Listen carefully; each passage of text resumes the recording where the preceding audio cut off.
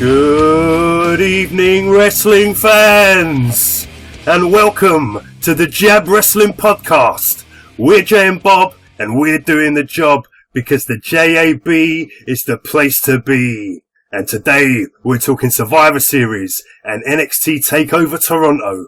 But in the meantime, fighting out of the red corner, this is Jay.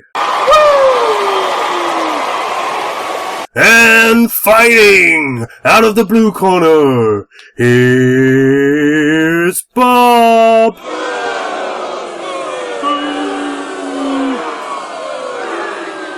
Bob. Jay. What's happened to our announcer? I don't know. I sacked him. We've got a different one. Good. I hate that guy. I told you last time. I got a new MMA guy to do it for us. I'm much happier with this new guy. Yeah? Yeah. He doesn't give your weight away, is that it? I can't do that myself. Your reputation precedes you, my brother. It's How's it going, man? How are you? Yeah, man, I'm tired. I'm tired. Yeah, working too hard. Yeah, I'm shattered, bruv. Trying to wake up. Trying to stay awake. What time did you start this morning? 6:30, and I got in at 8 p.m. And I've been hanging drapes all day in Ali Pali of all places, 60-foot drops. Ali Pali? What's happening at Ali Pali? I don't know, man. I've got to the point in this job, I've been doing it for so long. Yeah. Half the events, I just don't care, it's just a job. Do you know what I mean? There's a big stage in the middle, and had all the bars and stuff ready to go. And, yeah, I'm just hanging drapes, bruv. You know, Deftones are playing there next year, so you should try and get a job. Next year, bruv, I'll probably have worked there like 5 more times before then. Yeah, exactly. And then you can get us backstage and we can meet Chino. Bruv, I actually worked for Deftones at, what's that place in Houston? ULU. Yeah? You know, London University. Okay. Yeah. Yeah, and I met Chino Marino. Oh wow, nice. Yeah. I did all their setup. And I was helping the drummer out as well. Guitarist broke a string on stage, and yeah, I had to help him out. Yeah, we can give him a demo tape of our podcast. You could see if we can get signed.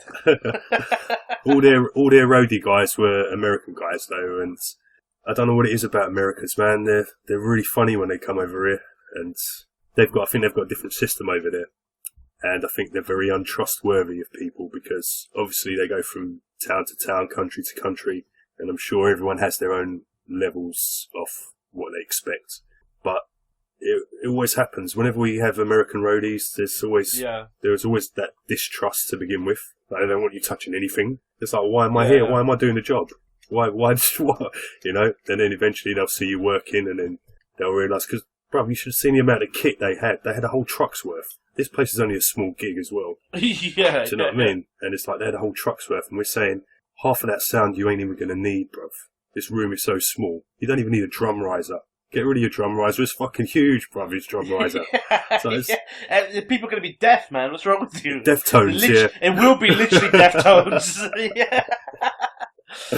Yeah, but eventually they didn't believe us at first. They went and saw the room. They realised the situation. They went, you guys are right. We trust you now. So, yeah. That was a while ago, though. That was a while ago. But the funny thing that what you saying about the roadies and stuff, do you remember, about Il Nino? Yeah. They played over here as well. I got mistaken for the drummer when I got backstage for Machine Head because they supported him, Il Nino. And some guy came up to me and asked me for my autograph. Really? And I said to him, bruv, who do you think I am? He went, you're the drummer from Il Nino. I went, bruv, if you want me to sign it, I will. But it ain't going to be worth shit. From Bob. No, it's from Bob, the drummer.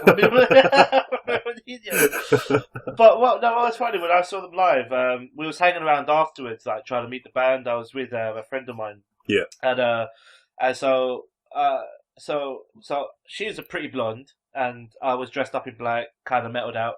And so the roadies, I think they thought I was part of the band. Was it anyone I know? Who? Yeah. It's Yenny. Oh, right. Okay. Yeah. And I was able to walk backstage with her and stuff. Just walk in while all the other fans. It's the women, man. Because Louis got me Yeah. backstage as well. Like she just walked in, yeah, and I was like, wow. And usually they do it because they want groupies, and then because they don't want to be on their own, they say, "Oh, can I bring a friend?" And they think it's going to be another girl, and then I show up and you show up, and it's like, fuck off. Oh, I suppose so. Yeah, so you tricked me. Not really, but go on then. Yeah. That was the night I pissed off Rob Flynn. Really? Yeah. What did you do? Well, we were getting on really well, and I was asking him, like, when he first recorded his first demo, like, what was he doing to do stuff on the cheap and stuff? And he told me that he was playing acoustic guitar in the toilet because of the acoustics of the tiles. They sound really good. So that's how he did it with like a 8-track and that, just recording. And yeah, I was telling him, he ended up at the Beautiful People that night because I told him to go to Metro because it was like a Tuesday night. He was getting on really well. Yeah, Rob Flynn. I got his autograph as well. Rob Flynn to the Metro, holy shit. Yeah, well, it was Tuesday. It's like the only place open for metalheads, you know what I mean, at the time. And yeah, I said to him, can you do me a favour next time you're over? Can you play A Nation on Fire and Block for me? Oh, I remember you telling me this now, and he got pissed off with you because... well pissed off, brother. He had no more eye contact with me. He shook my hand at the end, but didn't even look at me when he did it. He was like, "You're one of those guys, are you? Never happy, never satisfied." I was like, "No, bro, it's not like that, man. What are you talking about?" I hate that. Come on, man. All you're doing is asking for a song request. You know what I mean? Yeah. That means you fucking love the song. It's one of the songs that's not as popular as all the others. Fucking Davidian or... What it was is at the time they just brought out Supercharger and it wasn't getting good reviews. So he's probably fed up of people coming up to him saying, "Oh, first album, you know what I mean?" So that's probably what it was. But the next time they came, I knew a girl who took photographs for Total Rock. Yeah. And she was backstage with him, and I told her the situation because it was my birthday. It was the one they actually recorded, I think. I think it was the Hell Alive one. Okay. Yeah, at Brixton Academy. And she told him the situation, and he went, "Oh, really?" Yeah, he said, "Tell your friend sorry. Like, we were really grumpy. We were in a bad times at the time. They pulled our track because of 9/11 and all this stuff, like, and we were kind of on a downer." He goes, tell your friend I'll play a song tonight." And the last song they played, bruv, was Block. Oh, wow. And I went fucking crazy. Block! I loved it. Damn. Yeah. Was that just after 9/11? No, the Supercharger album came out around the time of 9/11. It was when they had that, it was one of the first songs that came off. Was it From This Day? I think it was From This Day. Yeah, it might have been. And I think the video had some stuff to do with kind of that terrorist kind of activity sort of stuff. I see. So they axed the video completely. And that was the first video off the album. And the album didn't get really good reviews, and it was just like, so fair enough. It was like Burning Red's Supercharger kind of around that time. But yeah, go on, sorry, you were telling me your story about Yenny and Il Nino. Yeah, no, that was it, man. It's just like able to just like cruise in backstage and meet the band while all the other people were having to wait because they thought I was part of the band, sort of setup. I was like, sweet. Did you say that Apollo Crews came in? No, I definitely didn't say Apollo Crews came in. I didn't even say anything that remotely sounded close to that. You said we cruised in. Oh, very... At least you're listening. Yeah, that might change as we go on. Yeah. A certain main event might... I might have to be talking about myself. What are we talking about, bruv? I love Nakamura versus Joe. Another main event. That's the only main event I'm aware of. Delete! Oh, dear. So, Bob. So, Jay. So, Bob. So, Jay. Should we talk about a little bit of wrestling that happened this past weekend? A little satin. Let's talk about it. Satin. Should we kick it off? Let's do it. Let's talk some NXT. Drop me an old school beat sheet.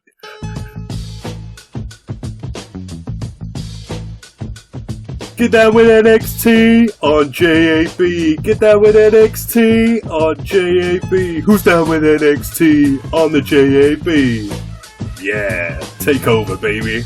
Toronto. Are you ready? Should we talk Toronto? Let's do it. Yeah. So. Glorious. Yes, glorious. It starts off with a quiet entrance for Bobby Roode. Wow. And it was glorious. And he's going up against Ty Dillinger. And the crowd are chanting, both these guys! Both these guys! Because obviously they're both from Canada. Yeah. And this is awesome before the match has even started. Amazing. They're chanting it already. Crowd's pumped up for this, man. Proper. Yeah. Did you love the entrance? Love it. Oh my god, I rewinded it. I had to watch it again. I was just like, wow. Did you fail to come the first time? I did. It got stage fright. It was like, holy shit, this is awesome. So good. It was good. We even got 10 chants on both nights. Every night you got 10 chants. Brilliant. Jesus, crazy. 10. Awesome. So to start this match off anyway, Ty stamps on both of Roode's hands. And then he does the 10 to him. While Roode's going with his hands. And then we get the 10 punch, where everyone's just counting 10 for every punch. And we get this is glorious chants. This is glorious. Genius. Roode does a neck breaker. Ty hits an inverted atomic drop. We get the double R spine buster for 2. Roode suplex, or should I say, glorious plex. And he pins with his foot on the rope, but the ref sees it. Naughty Roode.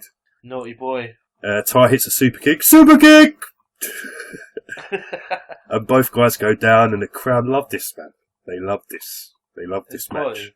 Ty does the sharpshooter. I mean, if they loved it before, now they're in hog's heaven. You know what I mean?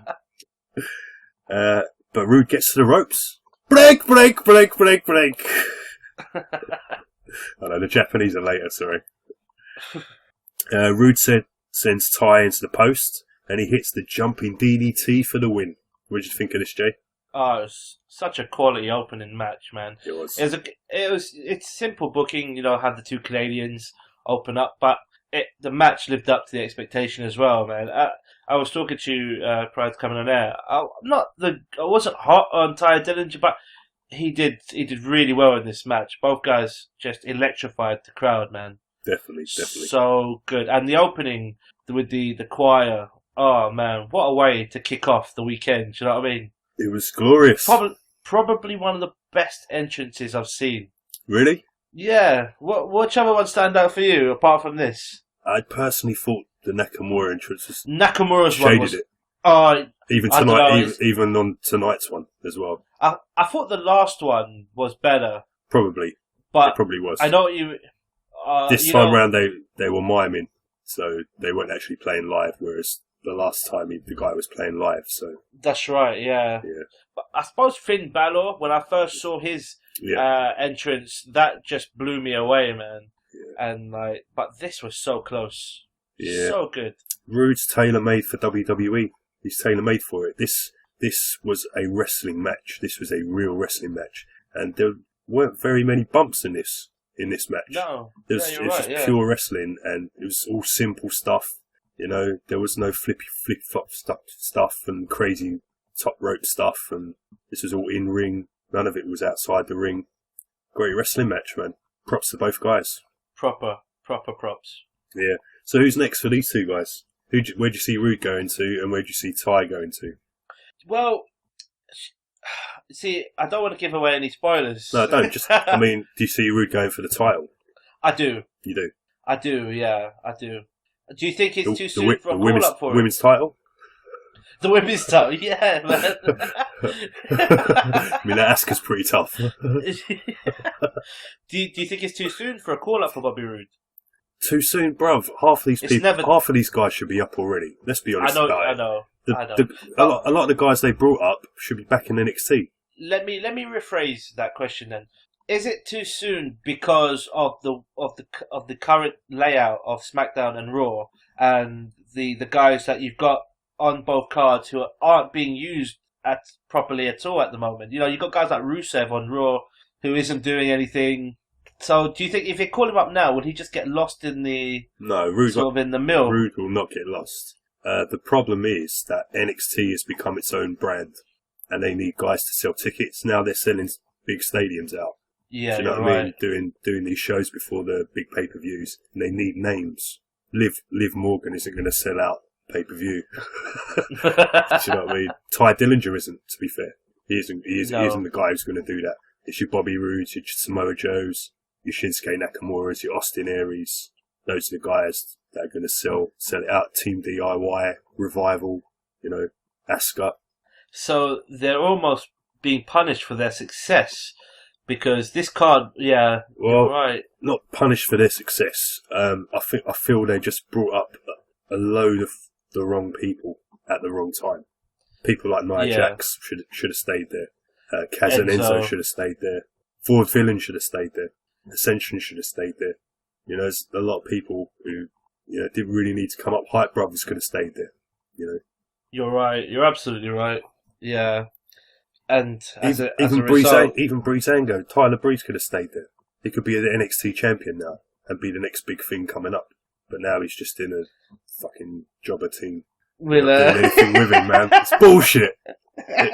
All right, we're going to talk about him when we come. Because I've got a feeling you've got a lot to say about that when I come to it. What do you see next for Ty Dillinger? Do you see him coming up ever? Or do you see a run as champion for him? Or what do you see?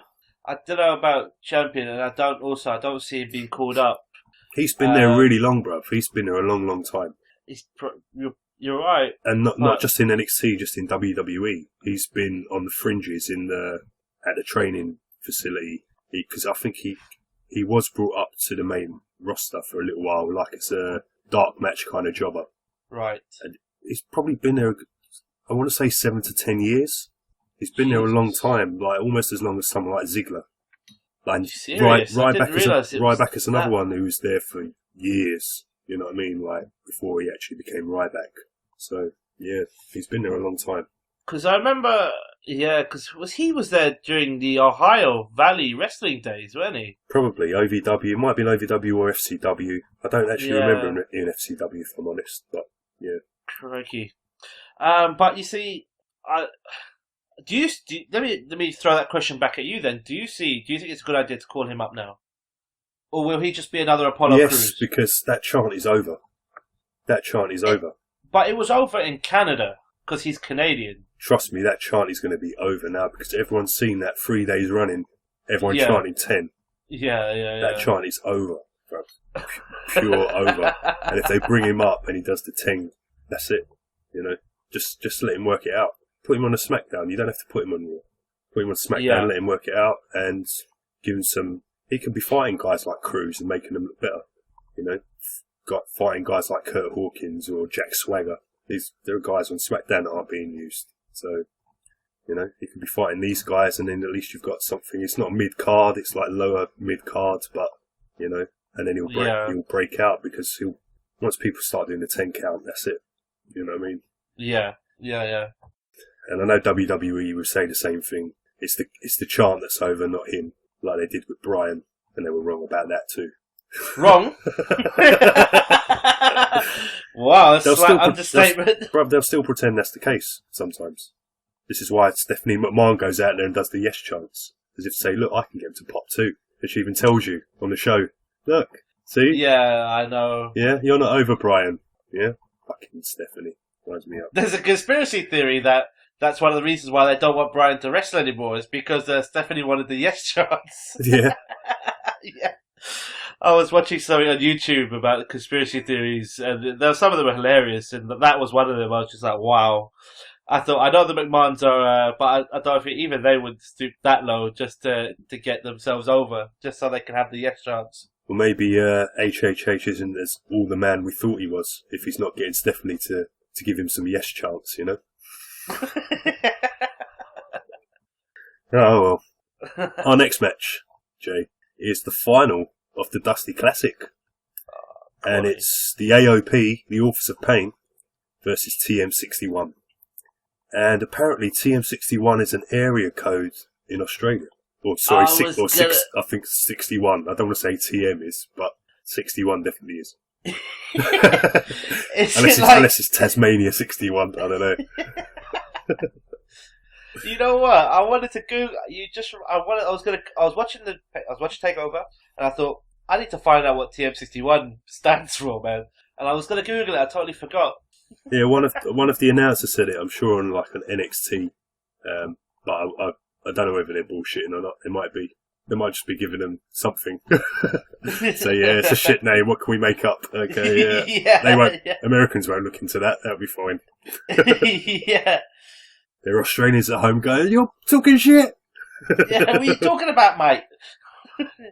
Struth, brother. In this match, Paul Ellering is suspended above the ring in a shark cage, and this was done completely because of that Mattel toy, the new toy that's come out. Did you see it? Yeah. Do you reckon that's what it was? Probably it appeared out of nowhere. This wasn't even a thing. Like, there was no animosity between these two teams. Yeah, there was no reason. Like, Paul Ellering wasn't getting involved in matches. He did get involved in one of the matches. I think it was the semi. He did. Did he? He got involved a little. Yeah. He caused a distraction. Revival cost DIY in the semis. There was definitely one of the matches, because I went back and I looked through the matches, and although I didn't watch them fully, but I saw like the beginning, middle, and the end, and there was because I thought that as well. So why is he suspended? Yeah. But there was one of the matches where he got involved, so that was their reason, I guess. Yeah. And what are Authors of Pain's names? You've got Akam and Razar. Yeah, and that reminded me of Occam's Razor. Remember? Russ spoke about Occam's Razor. You did, yeah. And I had to Google it. Did you? Yeah. And it's the theory for the likelihood of an event. So the most simplistic is most likely. That's what it means. The most simplistic is most likely. Yeah. So if, say for example, you have a theory of something. Yeah. In order for that theory to take place, this, and this has to happen. Yeah. Right? But if you choose another way to do it, exactly the same theory, this, and this has to happen, you'll decide the first one is more correct because it's more simplified and there are less things to happen in accordance in order for it to be correct. So it's considered more correct. I see, okay. It's like the likelihood of Giroud scoring a goal compared to Peter Cech. Yeah. Do you know what I mean? Yeah. Even if Giroud's on the subs bench. Yeah. You had to mention that, didn't you? It's a shame I didn't Google this before I did my Survivor Series picks. Because I was convoluted in so many things I picked. Oh, quality. Anyway, this match. Yes. Razor climbs up the truss with Thorn on his back. And Thorn dives off the truss with a moonsault to the outside. It was a pretty nice spot, man. Yeah, man. Yeah, I like this Thorn kid, man. He's good. I really like him. Shane Dawn. They're both there. As you said, they're Australian. They're quite young, aren't they? I have no idea. Huh? I have no idea. I thought they look young. Maybe I'm wrong. Like young boys. You know what? They look really young, weird. Strong, good teeth. I will take. They're probably in their like 30s, but because I'm in my 30s, that's young to me. Fair enough. I'm still in my 30s, not for much longer, but I'm still there, kicking. Yeah. So they're probably like, I don't know if it's, they're young, okay, look. They're just young, right? If I'm young, they're young, okay? Forever young. We get AOP do a stomp backbreaker. It was similar to like Demolition's move, but it was like a stomp instead of the elbow. Yeah. It's kind of cool. Miller does an arm lock suplex and a side suplex, and then he does a top rope moonsault, which looked really good. AOP go for the power bombs, but they get reversed into Hurricane Ranas. We get is it the Thunder Valley for 2? Is that what they're calling it? Their finisher? I think so. Yeah, it's like a swinging chokeslam type move.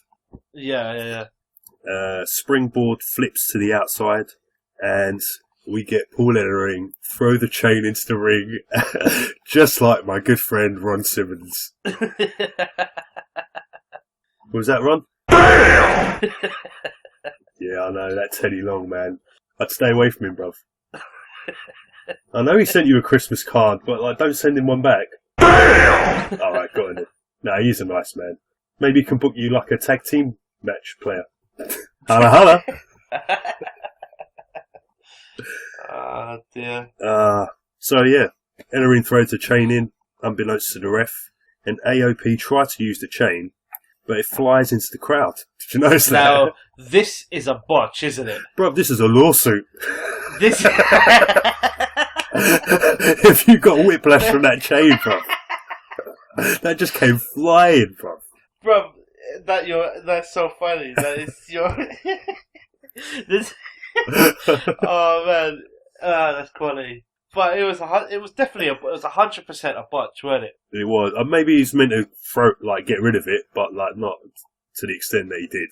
No, man, because they won clean. Sorry, slight spoiler alert. Yeah. I don't think they were supposed to win clean. You don't think so? You think that was meant to be the No. finish? They're a heel tag team, man. They're supposed to be. They've got to do a heel. They've got to win heelishly. The thing is, the TM61 guy was on the apron when it happened. So surely, if that was going to be the finish, it would have happened in the ring. No, but the referee wasn't. Was his back was sort of turned, wasn't it? So he went to punch him, and then it just flew out. Yeah, it did. It just flew out. It's so funny. I was just like, "What's the? Why did I had to rewind it because I thought, why did he throw the chain away? He got away with it because he did a one-arm spine buster, or was it a seated choke slam? Yeah, I don't know. I was like, yeah, I've never seen that before. Yeah, he had to improvise. Yeah, he improvised really well. Yeah. And then they hit the last chapter for the win, and your Dusty Classic champs are the Authors of Pain. Yeah, man, good stuff. You happy with this, Jay? Right team won, in my opinion. Yeah. Yeah. As I say, I'm not hot on TM61. They're very good. They're awesome, in fact. But they've got no character. Nothing at all. It's generic. Nothing. And for NXT, that's very rare as well, because that's what they're there for, is character building. Yeah, I think that Thorne's going to be a breakout single star. You reckon? Yeah. Yeah, that match he had with Roddy Strong, it was one of the best matches I've seen on NXT in a long time. I didn't see that. I need to. When was that? Was that recently or a while ago? It was the quarterfinals because Aries couldn't wrestle. Oh, because of course. Because of the eye socket. His eye socket's buggered. Yeah. Yeah. So you prefer Thorne over Miller? Yeah, I like Miller. He's solid, but he's the boring one. He's quite clearly the boring one, and Thorne is the interesting one. He's the interesting one. Yeah. Not the extrovert. It's like back in the day when you had Matt and Jeff. I know it's completely the opposite way around now, but back then, Matt was kind of the boring one, and Jeff was the one who took risks and got you excited, And now it's completely the other way around, bro. It's like, it's funny, isn't it? You don't even know Matt Hardy's got amnesia. He's got amnesia and he's forgotten who he is. He calls his wife Debbie. And he calls Jeff Brother Hero. And he's building a new lounge. And it's a 12-foot high wall. And the Mexicans making him build it. The Senor Benjamin. Oh my god. That's brilliant. I love it. That's the way they move this on is it's brilliant. I love it. So good. Oh dear. I actually haven't seen TNA from last week. I have to watch it. Oh, you haven't seen it? No. Cause I've seen it. No, you haven't. You had that look you just No, gave me. you haven't. No, you haven't. Don't give me that. So what Jay, did you think?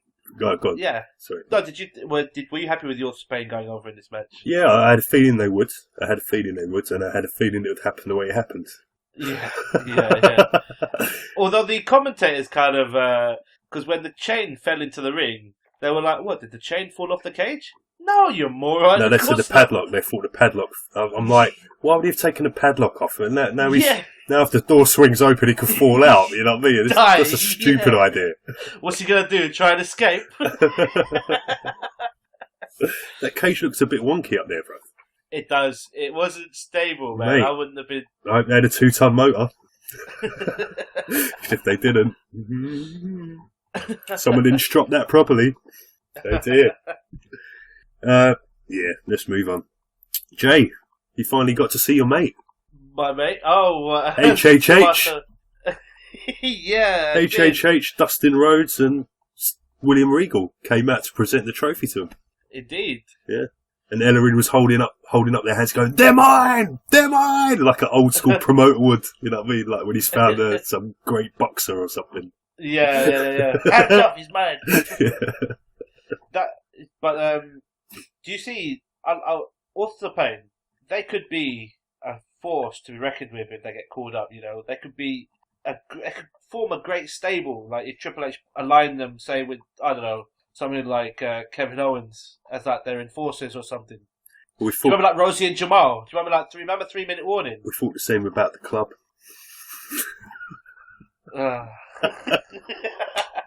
But you see the difference, and you're right, but the difference between these guys and the club, these guys have been bred by the WWE, whereas the club have made their fame in New Japan and TNA. So that's why I think, you know, the WWE... Which makes the club better.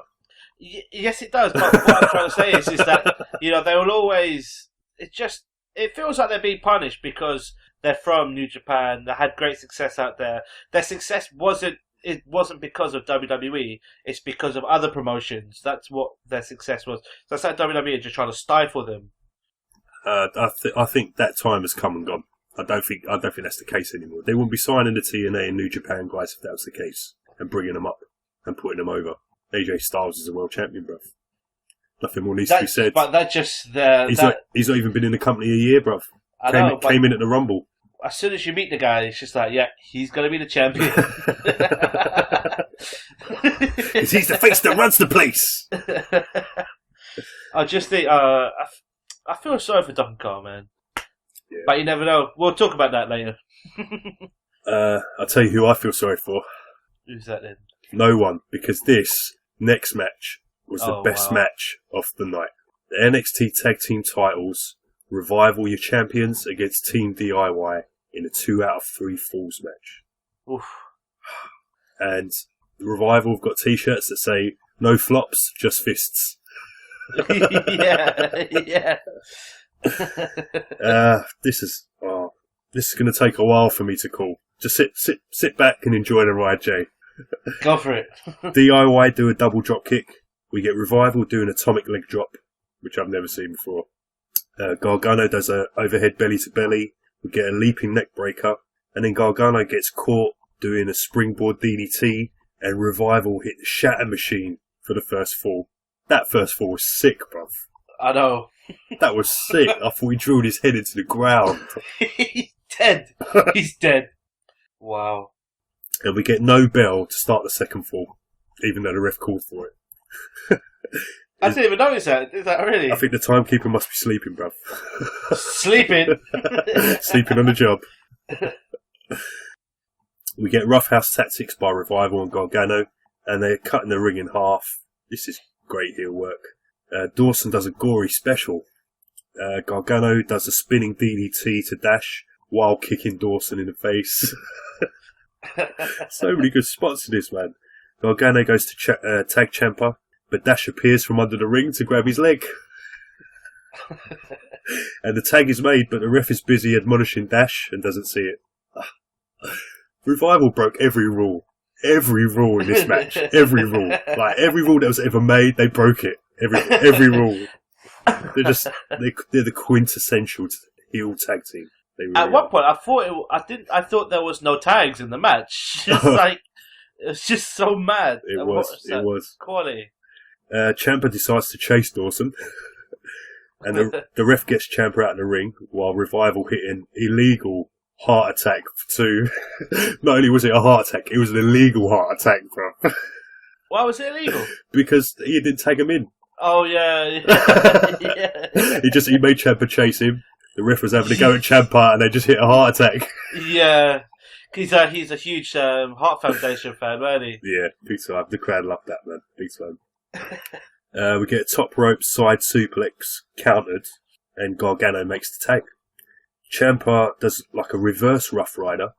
He does it from behind instead of to the face. Yeah. Kind of. Yeah. And we get a triple German suplex to Dawson and a running knee. Jump Sasha! But only 2. We get a knee, and we get the knee and the super kick finisher from Team DIY to Dawson. And that's your second fall, Jay. One apiece. Yeah, I know. Crazy stuff. Which way is it going? Who knows? Ref calls for the third fall. Still no bell. Maybe it doesn't work like Natty's whistle. Maybe it was drowned out. No bells and whistles here, bruv. Ciampa does a tope DDT variation, which is just like, what?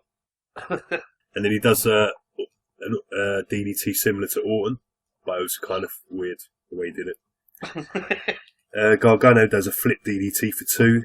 Revival hit a European uppercut, German suplex pin combo. Ciampa breaks it up. Dawson has the title in his hands, and Gargano goes for a kick, but he kicks the title by accident. They're so good. Revival were just so good. Dawson locks in the knee bar that Gargano tapped out of last time. But he gets to the ropes. Break, break, break, break. We get Johnny Wrestling chants. Johnny Wrestling. Yes, Johnny is wrestling. That's correct. Revival go for DIY's knee super kick finisher. But Gargano ducks and Dash super kicks Dawson instead. Super kick! Dash eats a shatter machine from Team DIY, but Dawson makes the save. Dawson plays possum after swapping with Dash illegally. He's on the ground, I'm trying to hide his face, pretending it's not him. And then he rolls up with a handful of tights. So not only is he the illegal man, he's doing an illegal move, and the ref sees him and then realises it's him. and then sees the tights. That's just so good. How awesome a Revival, man. They're just so good. They're so good. We get a huge chop block by Dash to Gargano, and then we get multiple pinning combos. Gargano does the crippler crossface, which they didn't call. They called it a crossface, but they didn't call it the crippler crossface. No, yeah. Dawson goes to break it up, but Ciampa hooks in an armbar. And Dash and Dawson are holding each other's hands while in the submission moves. It was superb, man. It was so good. And Dawson's going, don't tap! He's saying, don't tap! Don't tap! Know. And then they both look at each other and then just both start tapping at the same time. I love it. I loved it. Absolutely loved it. It's so good. This match, Jay. It's so good. That blew my mind. The emotion as well when they were holding each other's hands, like, don't tap, don't tap. We're best friends! Oh, it was such a good match. So, Jay, your winners. And new NXT Tag Team Champions, Team DIY. Match of the Year candidate. Fucking hell. Match of the Year candidate. Absolutely exhausting. It was. Match. It was. It was exhausting. It was 20. It went on for about 20 minutes, 22 minutes, something like that, somewhere in that region. No, I would say it felt longer than that. It felt like it was an hour because there was so much that went on. Yeah. And the emotion that was in the match was spectacular. And both teams told an amazing story throughout, even though at times it was like carnage, especially with Revival, as you said, breaking every rule in the book. But it was quality. And you're right, man. It's definitely up there for a Match of the Year candidate. Freaking awesome, man. Were you happy with DIY going over? I expected them to go over because I really I want Revival to come up. I really want Revival to come up. My worry is because they're smaller guys. It didn't even look that way during this match that they were the smaller guys. Yeah, but that's because they're fighting small guys. But Tommaso Ciampa isn't short. He's smaller than you realise until you see him against. When you see him get up against someone like a Damien Sandow, it's like you realise it. Okay, fair enough. I'm not saying he's not. He's a big guy, but he's not really a big guy. He's probably like AJ Styles, kind of maybe a bit taller. Wish I was a little bit taller. I wish I was a partner. I don't wish I was a boy. Fuck that shit. But yeah, new champions. Okay, so our next match, Jay, was... Well, we actually got an Asuka Mickey package before it, with some words from Bailey, Dana, Nia and Lita. And it was great to see Mickey back, with the old music. Yeah. With the clappy stuff. Hey Mickey, you're so fine, you blow my mind. Hey Mickey! Hey Mickey! And this match is for the NXT Women's title against Asuka.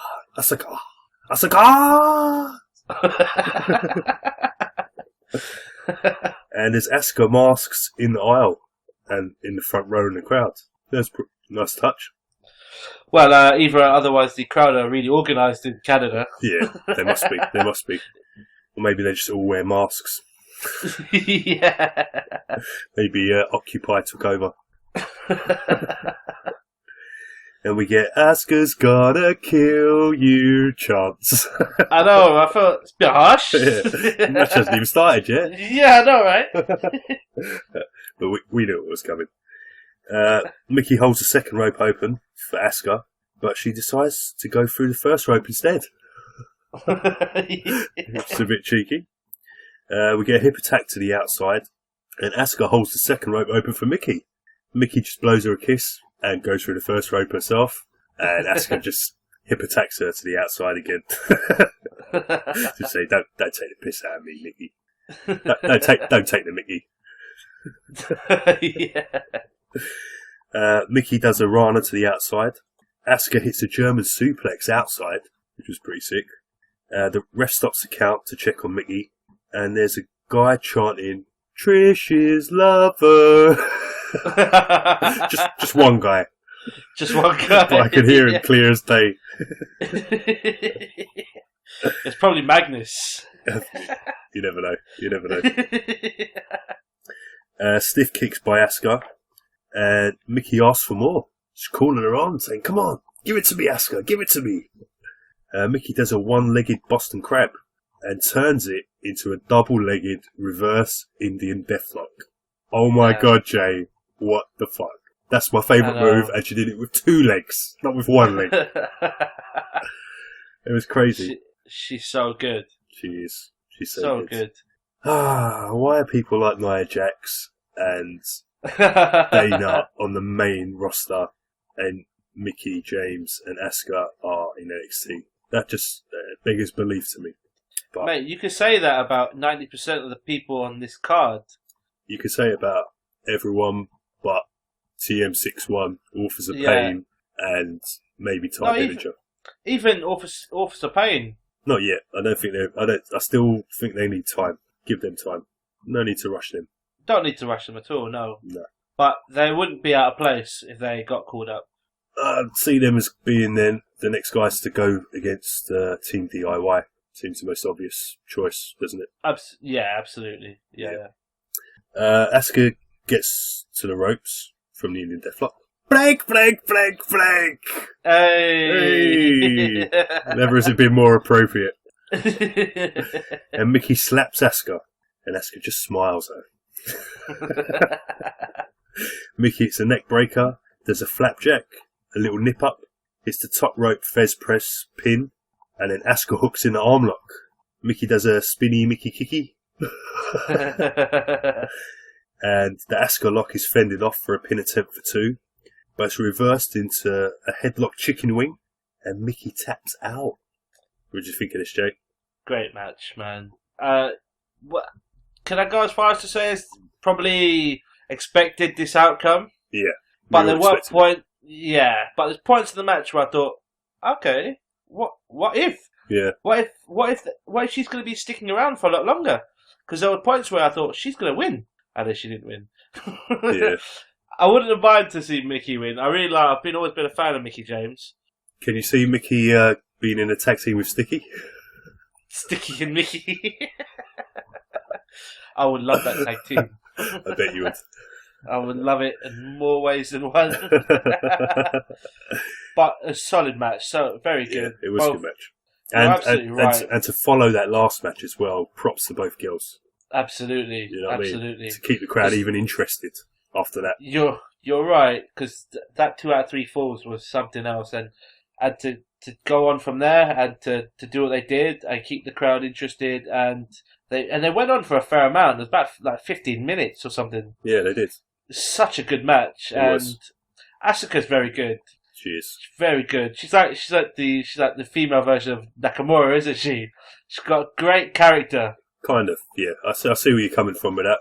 But she's very eccentric, kind of is. style. Yeah, off the wall. Yeah. Yeah. But then that just leads me to believe that all of them in Japan are like that now. And if I watch New Japan Wrestling, they're all going to be mad. They're not all like that. All right. I don't really remember Asuka in New Japan because you don't really get women's wrestling in New Japan. I'm sure it happens, but you don't see it on like the main cards. All right. Why is that then? I think it's a different thing with women wrestling in Japan. I don't think it's like. I think you have like dedicated women kind of. I think there are a few federations who do it, but they're the lesser known federations. Right. So, but it's more like you would get Shimmer or something over in America. It's kind of like just dedicated to like women's wrestling. Mickey offers a handshake at the end. Yeah, but Asuka refuses and just holds the title up. Yeah, like in defiance, just smiles and walks off. That was quality. So, Jay, we've reached that time where it's our main event of the evening, scheduled for 1-4. 1-4! And the crowd even said that too. Yeah, it was announced. Right. Yeah. And it's for the NXT Championship. And your champion, Shinsuke Nakamura, is going up against Samajo. And next entrance has a plethora of violinists miming to the music and following Nakamura to the ring.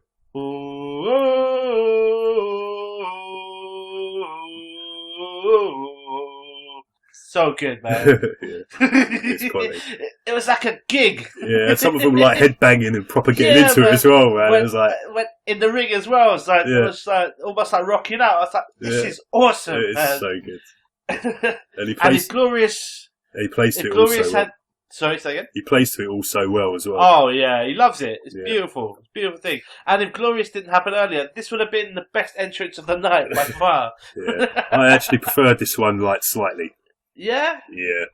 No, just because like the whole choir thing, I mean, it was Bobby Roode though, man, when he came out, and he turned around and his name was written in it's just like, it's perfect. It was glorious. It was glorious. So good. Joe mimes too, saying that entrance put him to sleep. Yeah, that was quality. I love that. I'm gonna put you to sleep. That's right. GTS baby. I love it. Samoa Joe is so good. Nax does the break thing with his head at the start, which I love. And Joe just knees him. Nakamura does a good vibrations in the corner. They take it to the outside and into the crowd. Joe hits an enziguri and face washes Nax with the boot. Nakamura just hits loads of knee strikes in this match, man. It's like pure knee strikes, pretty much. Joe hits an uranagi. We get an inverted atomic drop to the knees of Nax. Modified knee bar, but Nax battles out. Joe goes for a standing one-legged crab, but Nax shakes it off. And then Joe hits a suicide dive. Did you see that suicide dive? Yeah. A 300-pound man doing a suicide dive. What's that all about? Fucking hell, he's so agile for big guys. Unbelievable. He's quality. Nax gets his striking game going. Big knee in the corner to Joe's abdomen. More knee strikes by Nax. Joe hits a scoop slam, an atomic drop, a big boot, and a seated senton for two. Like one after the other. It's like bang, bang, bang, bang, bang. Yeah. Then he does his power bomb, gets a 2 count, and then flips over into the Boston Crab. Because he holds on to it. Transitions into a crippler crossface. It's mad. They tried to call it a Kimura, but it was a crippler crossface. Yeah. And we get Chris Benoit chants. Did we? I didn't even We notice got a that. few. We got a few. There were maybe 2 or 3 people booing when it happened. Yeah. But there were a few doing crispy and watch. Wow. Yeah. Joe hits a big power slam for 2. We get top rope Inseguri. Nax hits the running knee on the apron. And a top rope Kinshasa! But Nax can't take advantage because he's been getting punished the whole match. Dead, man. He's knackered. He's Nakamura. He's creamer crackered. Creamer crackered! We get strong style trading off. Punches and kicks and knees. Nax hits a huge German suplex. How did he get him up? That's what I want to know. And we get Suplex City chants. And the Muscle Buster attempt is rolled through into a Kinshasa! 1, 2, no!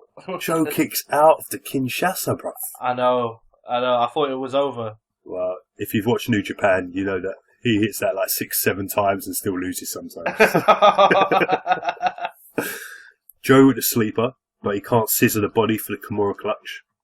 And then, bruv, he hits a German suplex, dragon suplex, straight jacket suplex, trifecta. Like one after the other. Like what? Joe is just on fire tonight, bro. I know. Fire. Yeah. And the crowd are chanting, fight forever. Fight forever. That straight jacket suplex, I don't think I've ever seen it before. They called it like a Chimera Plex or something. I don't know who Chimera is. So maybe he's a Canadian guy. Maybe that's why he did it. Maybe it was a Canadian. Because they were doing a lot of callbacks to Canadian wrestlers. So maybe he's someone from like Stampede Wrestling back in the day, maybe something like that. I don't know. Okay. I'm just assuming. I don't know. But the crowd were marking out, and I think Corey called it a Chimera Plex. I was like, didn't know what it was. So, it looks like Joe's eye's been cut. He just looks mean when he's bleeding, bruv. Yeah. And I was so glad the ref didn't stop it like before. Remember with Balor? Yeah, it kills the momentum. It kills it, and I think luckily it was near the end of the match, which is probably why they let it go. Yeah. But yeah, Nakamura hit the Kinshasa to the back of the head this time, but Joe rolls outside, and this is where the ref is checking on Joe to see if he's okay. Yeah. And Nakamura goes for a move on the outside. Joe pushes the ref away and just boom boots Nakamura in the nads. I know. And it was like, oh my god. I didn't know you could do strong style kicking you in the nads. Fuck, you know. Well, the thing is about the refs in New Japan is I've never seen a DQ in New Japan. And all the time I've been watching it, bruv, I've never seen a DQ. It's crazy. Fuck, you know. Yeah. They just let everything go. Yeah. We get an Uranagi on the steel steps, which looks sick, bruv. Then he rolls him in, hits the muscle buster. 1, 2, 3, and your winner. And new NXT champion, Samajo! This is a huge upset, Jay. What did you think of this? Man. For me, it's one of the contenders for match of the year. The emotion in the match was fucking just off the charts. Yeah. The crowd were spot on throughout. I'm so glad Samoa Joe went over. I really, really like Samoa Joe. A big fan of his, man. And I know it was a huge upset. The crowd, you see their faces at the end, man. Yeah.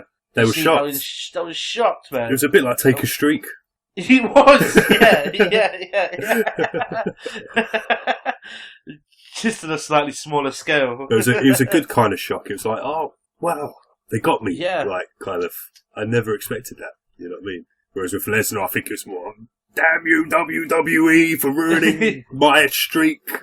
Yeah. And then when Joe won, I loved the fact that he wasn't straight up holding the title. He was on the floor. He was selling. Yeah. He probably wasn't selling. He probably was fucking knackered, man. He even got up and like held the title up and then like fell back on the ropes. Fell down. Yeah. And I was like, beautiful. yes. It's Fucking brilliant. just so good, man. Both guys look awesome. Neither man lost anything in this match. No.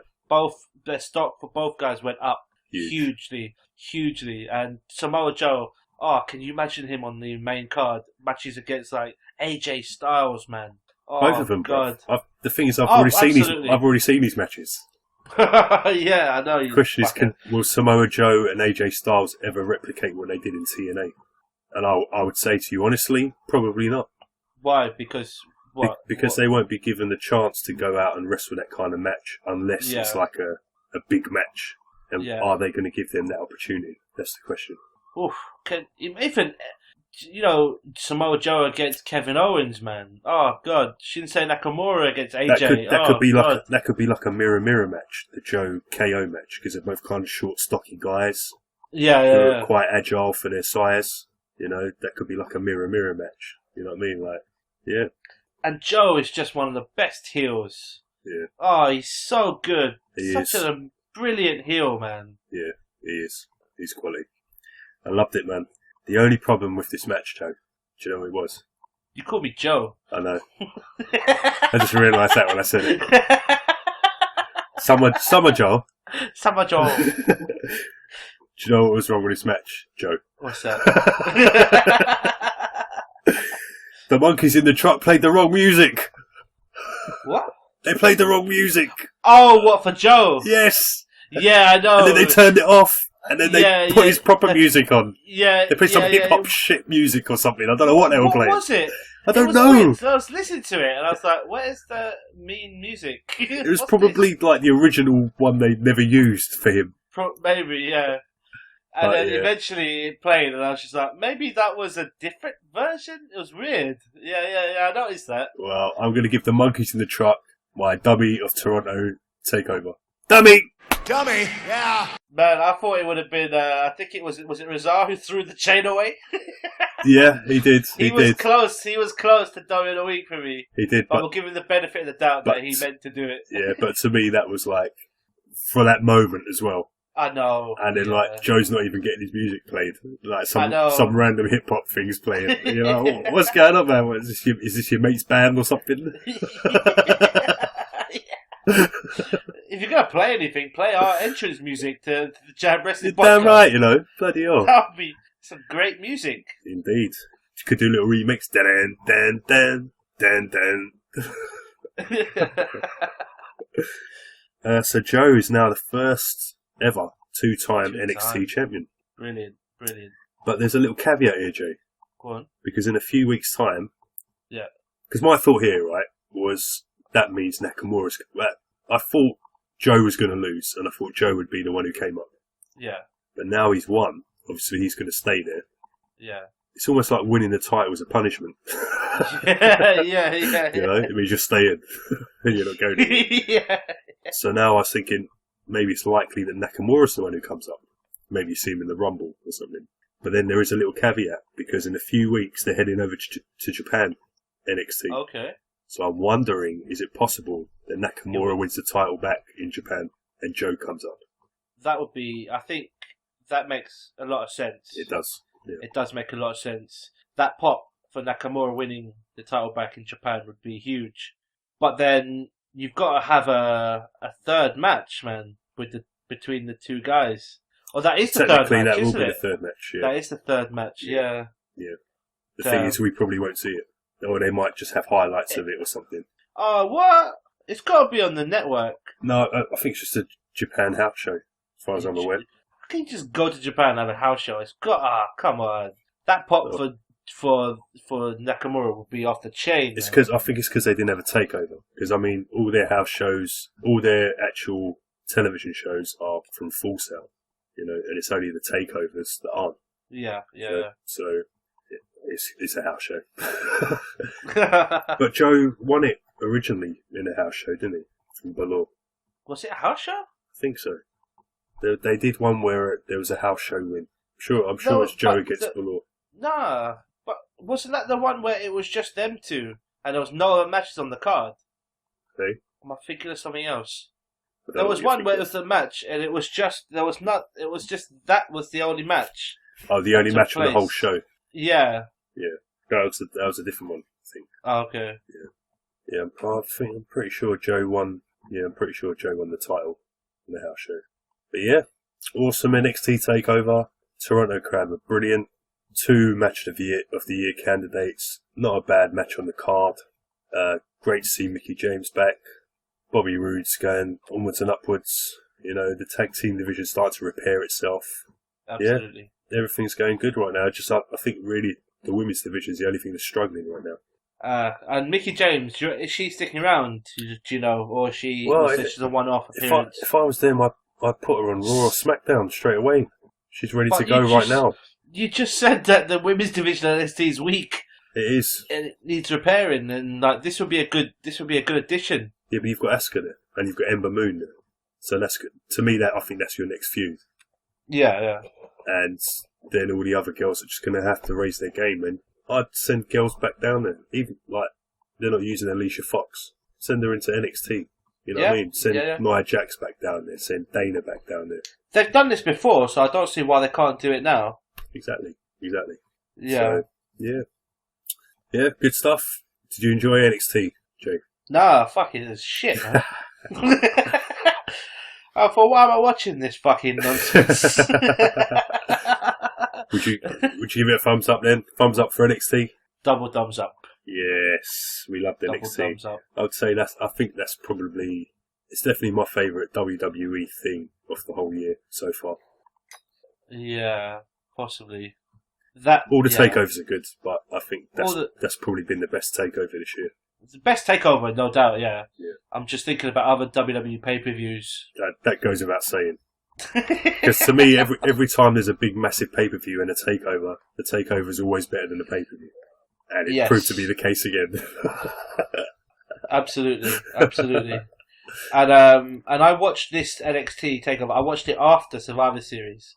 I'm kind of glad I did, because if I watched this before, I think it would have ruined my Survivor Series. Yeah, it ruined my Survivor Series. So I'm glad I watched it after. Well, it wasn't the only thing that ruined my Survivor Series, to be fair. But what? Goldberg.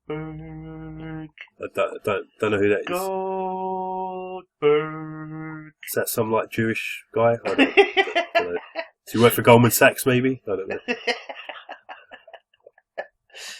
Oh dear. So Jay, Bob, I think it's time for us to dive head first straight into Survivor Series.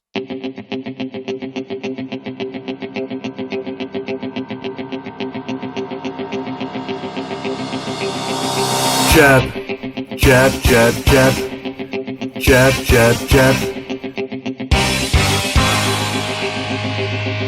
jab. Jab, jab, jab. Jab, jab, jab.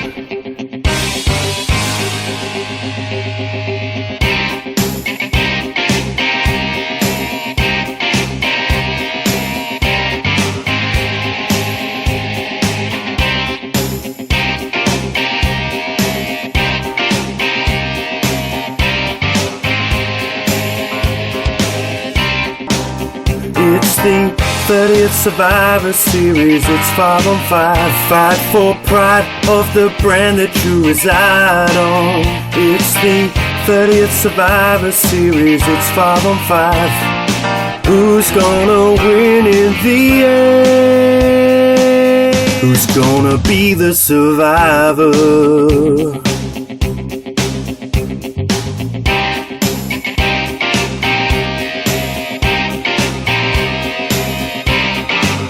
Who's gonna be the survivor?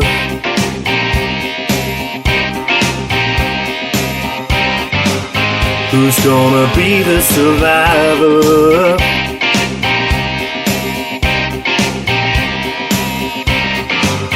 Who's gonna be the survivor?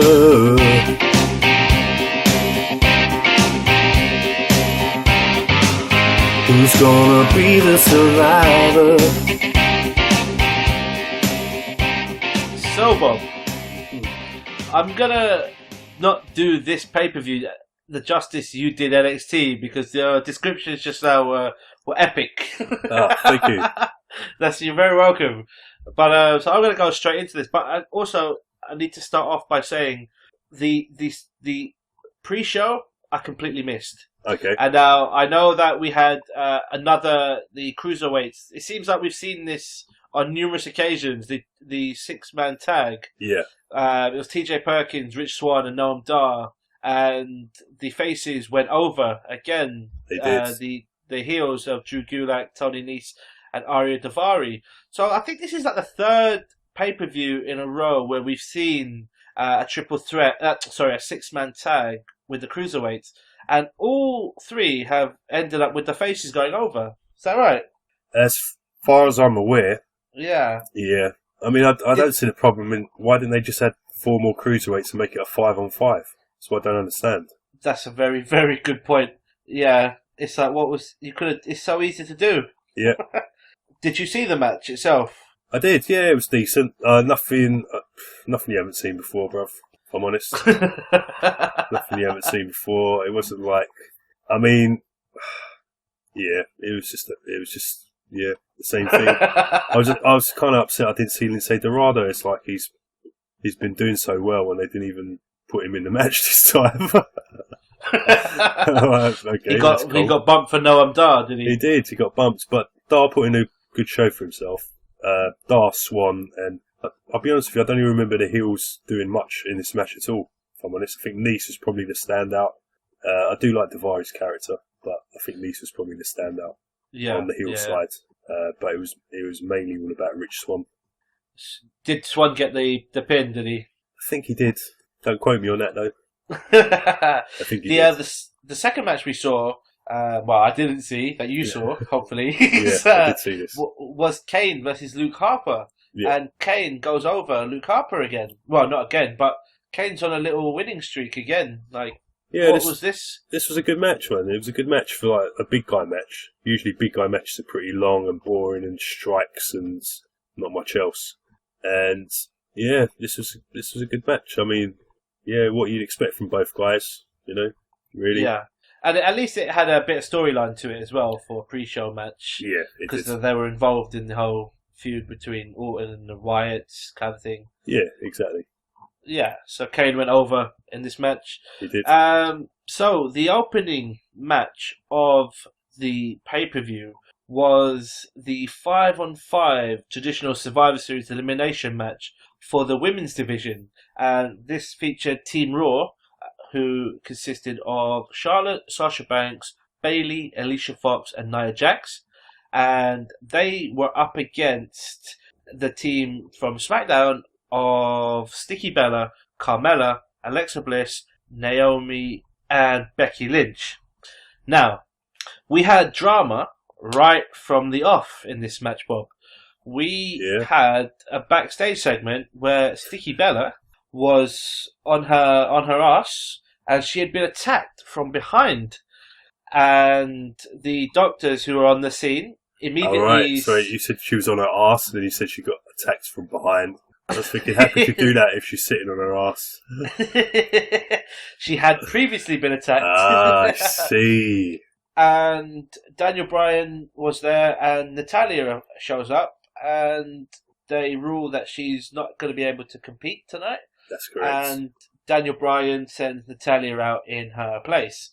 So, before we go into the match, any idea who you think could be the assailant? I wonder who. Who? You see, was it Natalya or was it Carmella?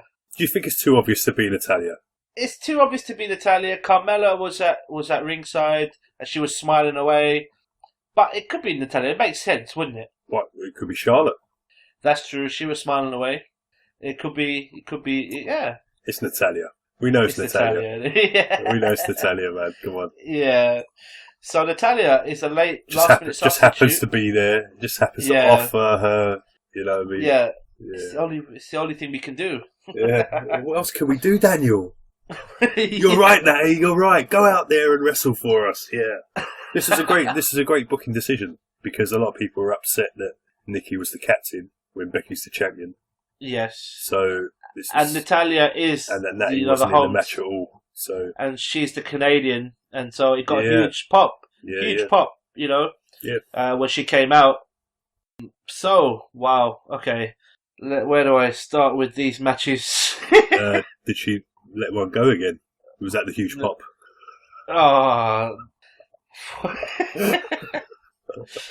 What a stupid angle that was. I don't want to talk about that, man. It's so dumb. It's just like, yeah, wow. Anyway, on to the match. So, Jesus Christ, how do I start with these matches? So, let's talk about the eliminations. Was there any eliminations? Yeah. I don't know. Should I start? Should I go for each match, or should I go through to just hit towards the end? I mean, no, go for each elimination, definitely. Okay, so we had Carmella, who was eliminated by Alicia Fox, who hit the scissor kick. We had that was surprising. That was because Carmella was out like pretty early doors. I think it was only like 3 or 4 minutes into the match. Yeah, nice to see Foxy get a little rub. I wouldn't mind giving her a little rub either, but so dirty. By the way, on the pre-show for Raw, Foxy and Cedric had a little thing going on. Really? Yeah. I don't know whether that's actually in real life or whether it's kayfabe land, but he's gonna be on Bella's, isn't he? What is that? Total Divas. She's all over him like a rash. Lucky boy. Yeah, lucky boy. So you hate him now, do you? No, I've got even more respect for him. We had shortly after, well, I literally mean shortly after, it was like 10 seconds after, Alicia Fox was eliminated by Alexa Bliss. Yep. Who hit the Twisted Bliss. Lovely. For the 3 count. We had Naomi, who was counted out. Now, I can't remember why she's counted out. My notes are a bit shit here. Why was she counted out? Can you remember? Nia did something. Yeah. She got face first into the ring post or something. And then she squashed her on the outside. Yeah, she knocks her off the ring apron. And she got back in. Yeah. And Nia came back into the ring and she got counted out. Yeah. We had my pick for the sole survivor for Team Raw was Sasha Banks, who was then eliminated by Natalya via a roll-up. Yeah? Yeah. And that kind of upset me. Why? A bit. Huh? Why? Because I wanted to win our prediction league. You did. Don't worry. I'm not going to talk about it right now. I'm going to save that at the end of the show. All right, okay, you do that. Where we're going to have a presentation ceremony. Oh, yeah? Yeah. Is is HHH going to be there and Lord Regal and Dustin Rhodes? No. It's the announcer that opens up our Jab Wrestling show? Oh, yeah. He's going to announce me as the winner at the end. Oh, right, is he? Yeah, I've asked him already. I wonder how that's going to work.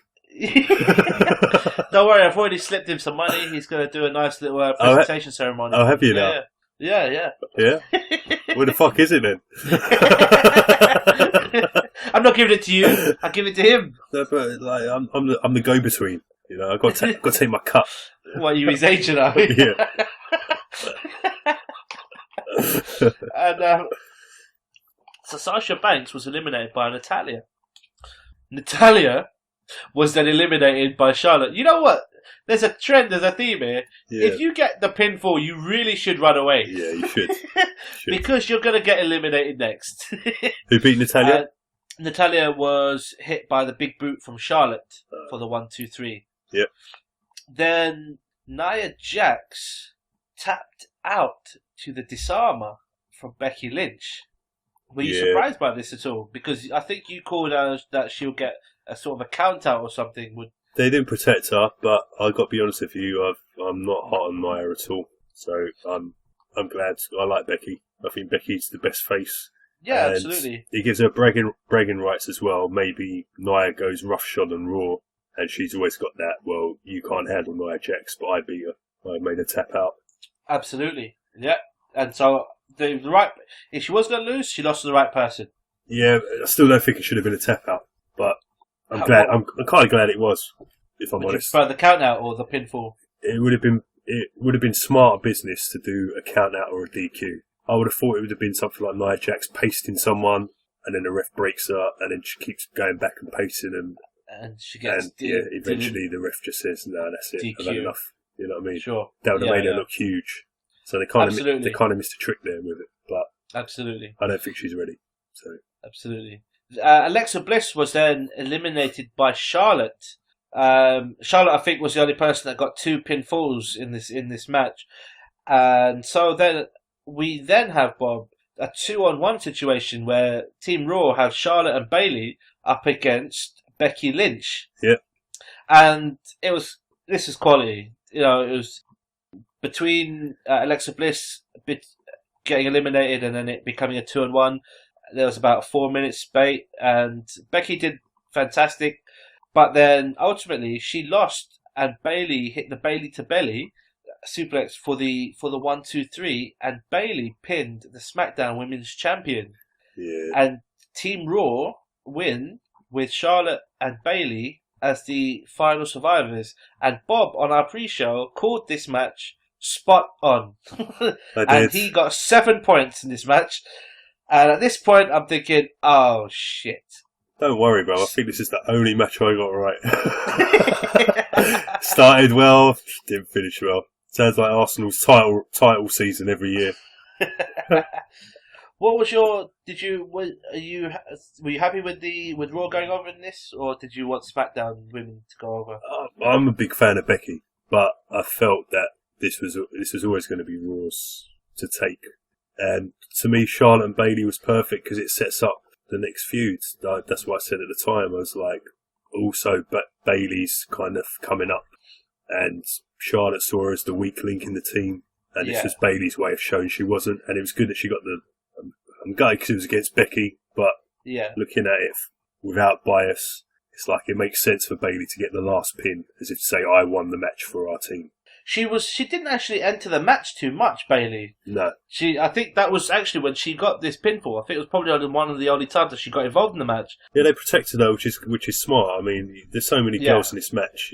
You need to protect someone. They didn't protect Nia, so they had to protect someone, right? Absolutely. The after the conclusion of this match, Charlotte then attacks Bayley, which sets up a nice little feud at some point down the line between these two, and there's a bit of a brutal attack as well. Damn. Yeah, it was good. Yeah. So the second match that we see on the night is the Intercontinental title match. And the stipulation of this match is if Sami Zayn wins the Intercontinental title will transfer over to Monday Night Raw. So Miz defending his IC title with Maurice in his corner against Sami Zayn. Now this match was actually a decent amount of time, probably about 15 minutes I think it was. What was your thoughts on this actual match? Yeah, it was a decent match. I couldn't honestly remember anything in the match. I'm sure we saw the usual moveset that they do. Absolutely, we did, yeah. But it's what sticks out in my mind is the ending. Yes, now, the ending of this match. This is, I don't recall I've seen a similar finish to this recently. So, Maurice, who's on the outside, goes up to the timekeeper's ring bell and rings the bell whilst Sami Zayn has the submission move locked in, doesn't he? What move did he have locked in? Was it the sharpshooter? I can't remember that. No, he had the figure 4 leg lock, wasn't it? I can't remember. But then... Yeah, no, he does. He puts a figure 4 on. He puts the figure 4 on him, and then the ring bell goes, Sami Zayn and the crowd all think that Miz has tapped out, and Raw has gone over here. Yeah. But no. No. But no. The referee looks at the timekeeper and is like, what are you doing? And Maurice just kind of stood there with the the bell in her, with the hammer in her hand. The hammer in her hand, the smoking gun. Yeah. And and she's like, he did it. Like, it was him. It was him. You got to put the hammer down first, sweetheart. Even the commentators were like, why did he ring the bell? Motherfuckers, you can see. She's standing just there, adjacent to you, with the hammer. And then I think Miz rolls up Sami, and Miz retains his IC title, and SmackDown retains the IC title also. Now, you had picked Sami Zayn, I believe. We both did, actually. We both picked Sami to win this match. No, you picked Miz. No, I went for Miz. That's right, Miz. Yeah. I picked Miz, yeah. You went for Sami Zayn. So... Yeah, I can't believe I picked Sami Zayn. Why did I pick Sami Zayn? Yeah, it's like you didn't realise that he was Canadian and this was the only reason he was in the match. Well, I thought they were going to do some kind of trade before the match. and I thought that was the reason I gave for it staying on SmackDown, was that Sami Zayn would now be on SmackDown. Oh, yes. And like I said, Occam's razor, yeah, the whole convoluted thing, yeah, I should have done it. It's a big mistake. I went against two of my guys here, man, and like two of my favoured heels at the moment. I went against both of them, and I shouldn't have done with either. And I can't believe I did, to be honest. It's not even like I like the faces that they were going up against. I know, yeah. You second guessed yourself a lot. I did. I think I tried to make it interesting for myself. Just say, if I was booking, what would I do? This is what I'd do. Of course, WWE's not going to do that. I always do better when I think, how are WWE going to bore me to tears? And I always get things right then. But what I have to say, I love the end of this match. I really loved the end of this match. I thought it was brilliant. And the roll up, when obviously the match had continued, because there was no tap out at all. Yeah. Miz just rolled him up. I loved the end of it. I really did. And I loved the fact that Miz didn't even realise what Maurice had done. He didn't have a clue. He was clueless to it all. You know what I mean? So, yeah. And I just like the fact that Maurice is helping him out, and he's not even aware that she's helping him most of the time. She's the reason he's the IC title holder at the moment, because she's the one that agreed to the match. Yeah, that's true. On SmackDown, she was like, he accepts, and he's like, what? He said it was your last chance. Yeah, exactly. The fifth match of the night and the third match on the actual card itself, on the main card, is the 10-on-10 traditional Survivor Series tag team match. And I had mixed emotions going into this match, because I thought this is going to be a clusterfuck of just madness. And so on Team Raw, we have, let me get this right. So we had the New Day, which consisted of Big E and Kofi Kingston. Xavier was on the outside. We had Sheamus and Cesaro. We had Enzo and Big Cass. We had the Shining Stars. And we had Doc and Carl. That's Team Raw. And they were going up against Team SmackDown, which consisted of tag team title holders on SmackDown, Heath Slater and Rhino, the Hype Bros, American Alpha, Breezango, and the Usos. Now, Bob sent me a text message. Did I? I didn't watch this live. Yeah. And you sent me a text message during the show, and then you were like, fuck this shit, I'm fucking pissed off, I'm sick of this. And then I thought, okay, either Kevin actually showed up, or something's happened to Breezango. Lo and behold, 41 seconds into this match, Breezango get eliminated by the New Day. And the worst thing is, Breeze didn't even get in the ring. He didn't even get in the ring, man. I know. He's got to drop that W Dango. Book 'em, Dango. I just want to go out on record to say I hate that gimmick of this Book 'em Dango nonsense. I hate it. Bruv, that's my line. They've never said it. No, but that whole paper slip thing where they throwing the paper, the fashion police nonsense. Yeah, I hate it. See, I like it. I think it's okay. I really hate it. And it really sucks for me. But the thing is, you remembered it. What? You remembered it. You remembered them doing the whole ticket thing and throwing it. Even though they were in the match for no time at all. They got a moment, if nothing else. So, that is a great moment. It literally was a not moment. A great moment, but it will still stick in the memory. 41 seconds. You'll remember it. I'm surprised you didn't turn off at this point. There was something else you'll remember that lasted slightly longer. Yeah, because the second fall of the match is the Usos eliminating the New Day, which was after a minute, which was like 20 seconds later. Yeah. And within 1 minute, we've had Breezango, the New Day, eliminated from this match. And the New Day, why? What was this about? Did you agree with this? You know what? At this point, I lost interest in this match. I did too, to be fair. Yeah. Because I just thought, what? Okay. I wasn't invested in the match from the beginning. I thought this could be the match of the night. I didn't think that for 1 second. And it did pick up at the end, if I'm honest. It did pick up at the end. Oh yeah, when it was the final two teams, I thought, okay, it was fun then. Just before then, but then they did something else that pissed me off. But go on, carry on. Let's carry on through. So we've had our first two teams eliminated, so we're down to 4-on-4. The next team to go were the Hype Bros, who were eliminated by Doc and Carl, who hit the Magic Killer, which was sweet. I was very happy with Doc and Carl getting the. I like Mojo, man. I like Mojo. He's impressing me, man. He's really standing out. There was 20 guys in that ring, and he stood out.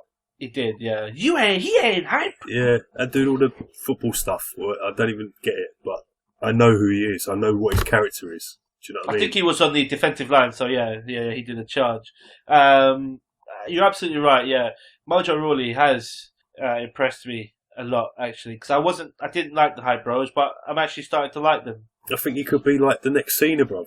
I don't mean but like for the kids. Like he could be that next kiddie favourite. You know what I mean? Absolutely. Because he's the garish colours and he talks really loud and he gets hyped! And they could really put him over, if they turned Zach heel on him and, they gave him the sympathy card as well. We don't need to go down that road yet. We do. We can wait for that. We can wait for that. I don't see Zack Ryder as a heel. Do you? Woo, woo, woo. Obviously, that whole shtick has to be dropped. Completely dropped. Completely. We then see the Shining Stars who get eliminated by American Alpha. So we're down to 3-on-3 tag teams. How did they get eliminated?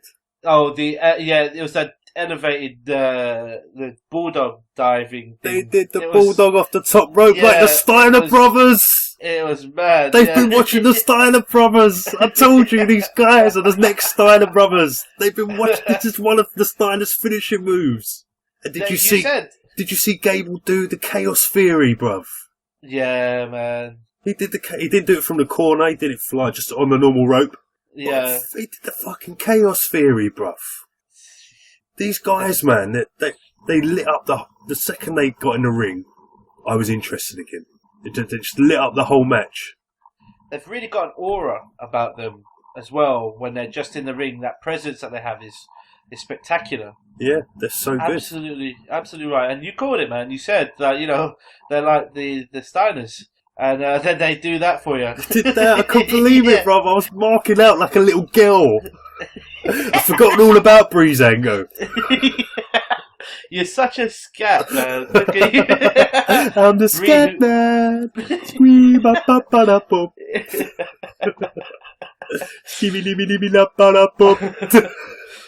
And then, after they eliminate the Shining Stars with your favourite move, then came the moment I was happy with. I'm sure you weren't happy with. Alpha got eliminated by Doc and Carl when they hit the Magic Killer. No, you killed the Magic. And because I picked Doc and Carl to be the final two, the standing men in this match. But when they pinned Alpha, I thought they're not gonna be the last one standing. I think they're the only team that got 2 pinfalls in this match as well. So that was cool. I should get something. I was gutted when Alpha went out. Because I know you were. And especially the fact Slater and Rhino and Usos did better than Alpha. That winds me up as well. You love the Slater and Rhino. I'm fed up with Rhino and Slater. Really? Yeah, to me they're comedy, which is fine. They're not tag team champions. Let's be honest about it. They're not tag team champions. Slater's over. What you mean? Let's be honest about it. I told you this ages ago. I didn't want them to win the titles. I know, but it made sense then because he needed his contracts. Yeah. And now it's time for them to lose the titles. It really is. Yeah, a tag team needs to hold the tag team titles. Speaking of, they were the next to go in this match because they got eliminated by Enzo Amore and Big Cass. So how did they make it this far? This is what I wasn't. This was once Alpha went out. I was looking at all the parts left, and I was like, why? Yeah. Why? All right, Cesaro, fair enough. Yeah. And the club, okay. Enzo Amore and Big Cass are then swiftly eliminated by the Usos who hit the Simone Splash. Good, and then this match got good again. We then have our a tag team on tag team battle, 2-on-2. And it's the Usos against Cesaro and Sheamus. Now, this was actually, these two went at it for a little while because all the pinfalls came quite quickly in succession. I think the match only went on for about 13 minutes up until this point. The match, I think, lasted in total for about 20 minutes. So we had a good 5 or 6 minutes of the Usos versus Cesaro and Sheamus. And they put on a really fucking good show, man. It was good stuff. It was really good. Yeah. The Usos, I'm glad the Usos... I know Alpha probably should have been one of the final teams in this match, but I was glad the Usos were there because, they are the heel side, they are the heel team. And so if you're going to have Cesaro and Sheamus from Raw, it's good that they're going up against a couple of heels. Yeah. And were you surprised by the ending when we had the sharpshooter in Canada for the tap out and Cesaro and Sheamus go over? Bruv, did you see the swing that Cesaro did? Bruv, I think I counted. I think it was like he did about like 18 swings or something like that. Bruv, man. do you know that my feed cut out when that started? Are you joking? And then my feed came back on and he was still going. So I can only imagine what happened. I couldn't believe it, bruv. I was shocked. I was like, have they set it back or like did he actually do it that long? I wasn't sure. It was still going, man. That's why the fucking match went on for so long. One of these two. Oh man. No, this is great stuff by all four guys. And yeah, Cesaro, man, they look the real deal. They do. Yeah. And you were very opposed to this happening, weren't you? These two tagging up. I was opposed to the way they did it. Do we have to go over this again? We do, because I like it. I called it. I thought this is a great idea. I was opposed to the way they did it with the best of 7 that didn't even end. But the thing is sometimes when they put two guys together who aren't doing much... Yeah, that's fine, but you didn't need a best of 7 to get there. No, but I understand what you're going to say. We've gone through this before. We don't need to go over it all again. Jeez. Team Hell No didn't need a best of 7 series. They just needed loads of backstage vignettes with some psychiatrist. Yeah? That was the way to go. If you wanted to make them a tag team, if that was the end goal, I don't think it ever was. To be honest with you, I think it was on the fly booking. They just kind of hoped it would work. But it worked. It has worked, but that's because of both guys, and it's not because of them. I'm going to give them more credit than that. I think that this was the plan because they probably were winging it a little, but when they realised that the momentum that these two guys were getting in that best of 7 feud was quality, because it wasn't at no point did it get boring. And they had like 9 or 10 matches in the spate of about 13 weeks, and it didn't get boring at any point. And then they put them together, and they've created something really special. And and I'm really glad that they won here. Cool. So are they going to dethrone the New Day? I really want Doc and Carl to be the team that dethrone the New Day, because I'm super pro Doc and Carl, but I wouldn't be adverse to it being Cesaro or Sheamus. Do you see either of them beating New Day before they break the record? Demolition's record shouldn't be broken. Why shouldn't it? Records are made to be broken. No, they're not. Yes, they are. Whoever said that is an idiot. Well, it's probably some athlete. Yeah. Maybe it was Roy Castle, because he's a record breaker. So, what do you think? Do you think that the New Day they're gonna get the longest reigning title? You know, it would be really nice if there was some big event like a day before they were supposed to break the record and they lost. How fucked up would that be, bro? Or they tied it. No, not tied it. They didn't get the records.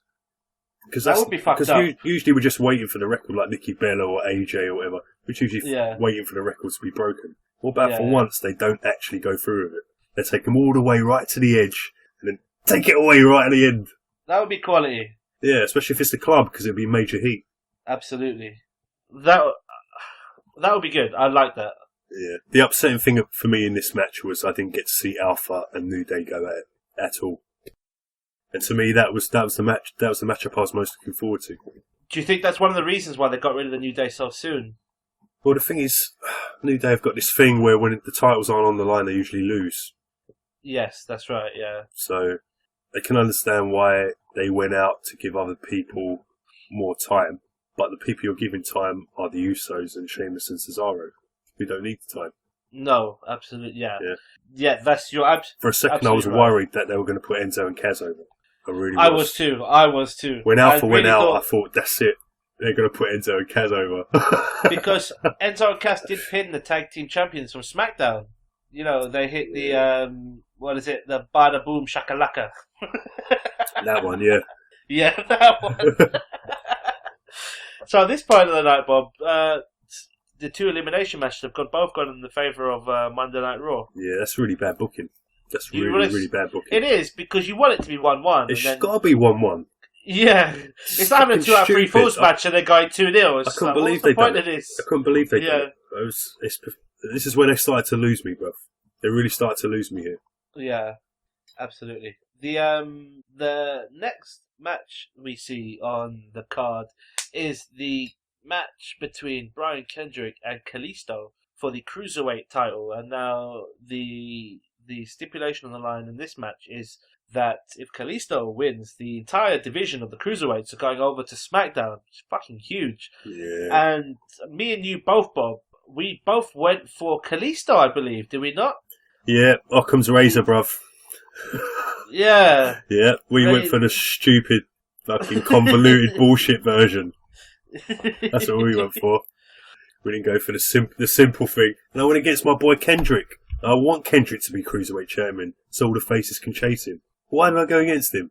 Just so I could go and fucking proxy SmackDown. That's why. And now this victory was a little tainted because we have Brian. First of all, Corbin. I just say they did a spot which was awesome. That Spanish fly to the outside. Oh yeah. That was fucking awesome, and that is dangerous, bruv. The timing is just oh my god, dangerous. And like Kalisto's not known for being a safe person. I don't know, man. That Salita del Sol off the ladder was pretty good. Was it at SummerSlam or was it TLC or whatever that pay-per-view was a few years back? But don't forget, last week he was Dummy of the Week.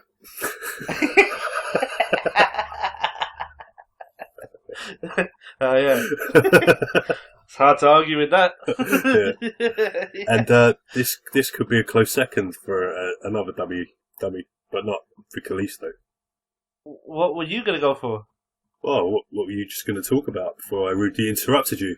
We have Baron Corbin enter the ring. Why are we doing this? Go on. Baron Corbin enters the ring, and then he hits Brian Kendrick before attacking Kalisto. And so by obviously attacking Brian Kendrick first as he entered the ring, Brian Kendrick picks up the win via DQ, even though he kicked the shit out of Kalisto. Bruv, this is bullshit. Yeah, I know. Right, you've got this stipulation where the whole Cruiserweight division is on the line. Yeah. Right, you've got Baron Corbin who doesn't like Kalisto. Yeah. But then he goes in the ring and he hits Kendrick first. Yeah. And then hits Kalisto. Yeah. Right? And another thing, wasn't he meant to be in the 5-on-5 match, but he was too injured to take part? Absolutely, yeah. What the fuck is going on, bruv? Who wrote this shit? Who wrote this shit? This is shit. And I don't care that he did the thing afterwards where he spoke about he hates all the little guys and he don't want to be in on SmackDown. That was like covering for the bullshit mistake they just made. Yeah. To have him on the show, on the card at all is stupid. There's no consistency, man. There's no consistency. It's just stupid. It's just like, he's injured, motherfucker. That's why he's not in the main event. Yeah. And so instead you have him attack a Cruiserweight. And then you don't even attack, you attack Brian Kendrick first, his opponent. You attack the guy that you're supposed to be on the same side with, who you want to win. The only justification I can think is that he wanted Kalisto to lose, so that's why he attacked Kendrick first. Not get the payday, maybe. Yeah, that's it. But yeah, it was a bit. And it was warming into a really good match as well, which was a shame. It just killed it. And what are they doing? What? And why are they putting Kalisto up against Baron Corbin? It's just like, I know they've got a little bit of history, but fucking hell, man. So what? This isn't a fair match. Nobody wants to see this. Nobody wants to see it. Corbin's just going to rape him again. Exactly. He's just come out of therapy, for fuck's sake. And now he's going to get raped in the middle of the ring as opposed to in the locker room. And so this is going to be at TLC, isn't it? It's probably going to see Kalisto against fucking Baron Corbin. Kalisto will probably go over if it's TLC. If they get a ladder match, maybe. I can't see Corbin doing a ladder match. It's not going to happen. No. It'll probably be one stipulation. Might be it might be a table match or a chair match or a steel steps match. A steel steps match.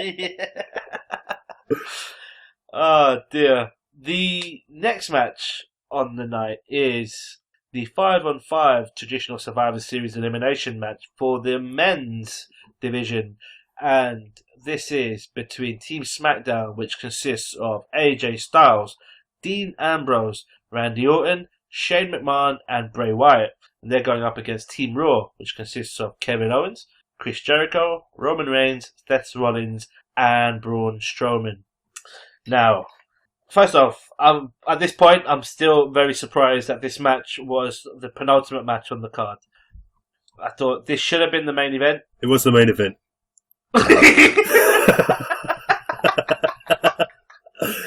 It was the last match that went on. It ended the show an hour early for some reason. I don't know why. It was meant to run for 4 hours, but it only went for 3.25, I think. Something like that. Yeah, great. This saved the show, this main event. Oh yeah, and then there was a post-show match on that was after. I didn't see that bit, sorry. Oh dear. Are you going to review that as well? Because might as well review the post-show. No, we don't need to talk about that. It's a dark match, wasn't it? Oh, it was a dark match. It was a very, very dark match. So, Bob, let's start off with the eliminations in this match. We see Braun Strowman eliminate Dean Ambrose with a running power slam, but this wasn't.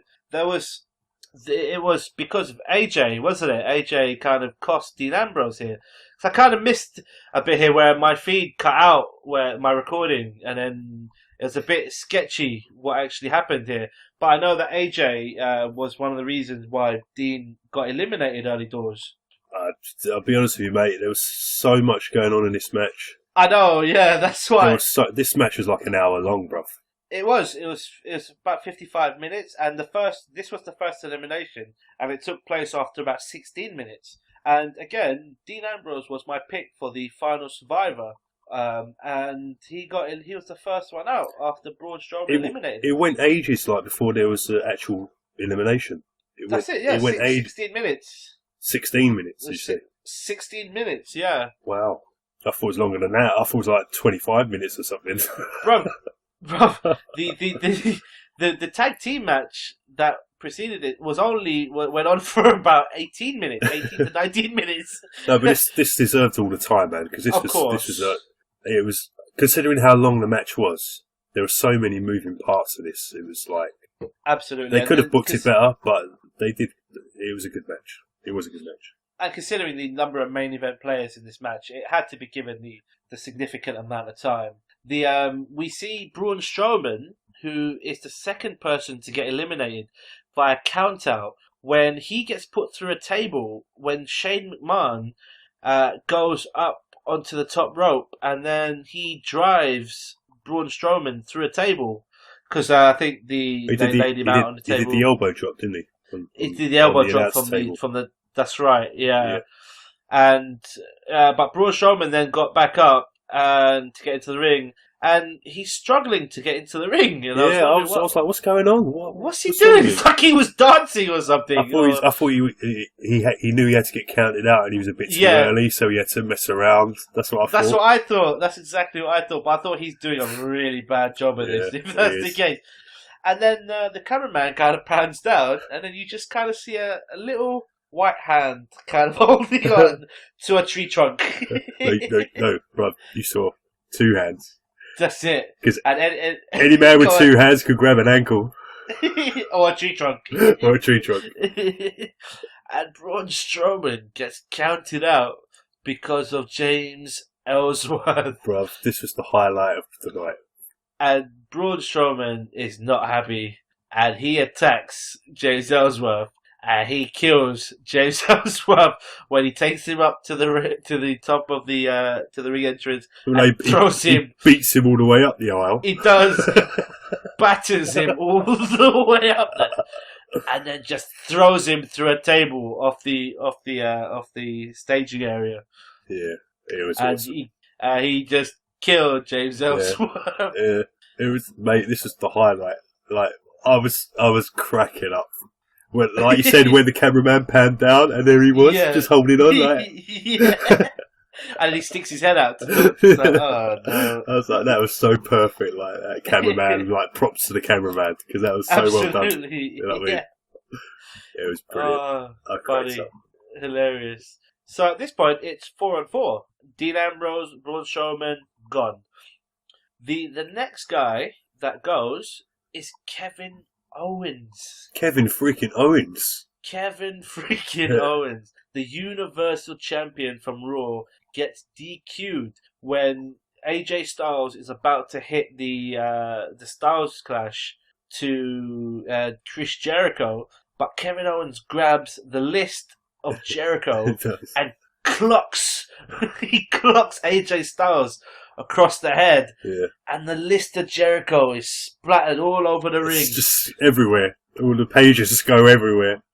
And the best thing is Jericho's going around trying to pick all the bits up. Yeah, I know. And he's giving evils to KO as he's going up the aisle. Did you see that? He wasn't happy. He was giving proper evils to him, man. It was well funny. And whilst he was giving evils to Kevin Owens, we see RKO from out of nowhere.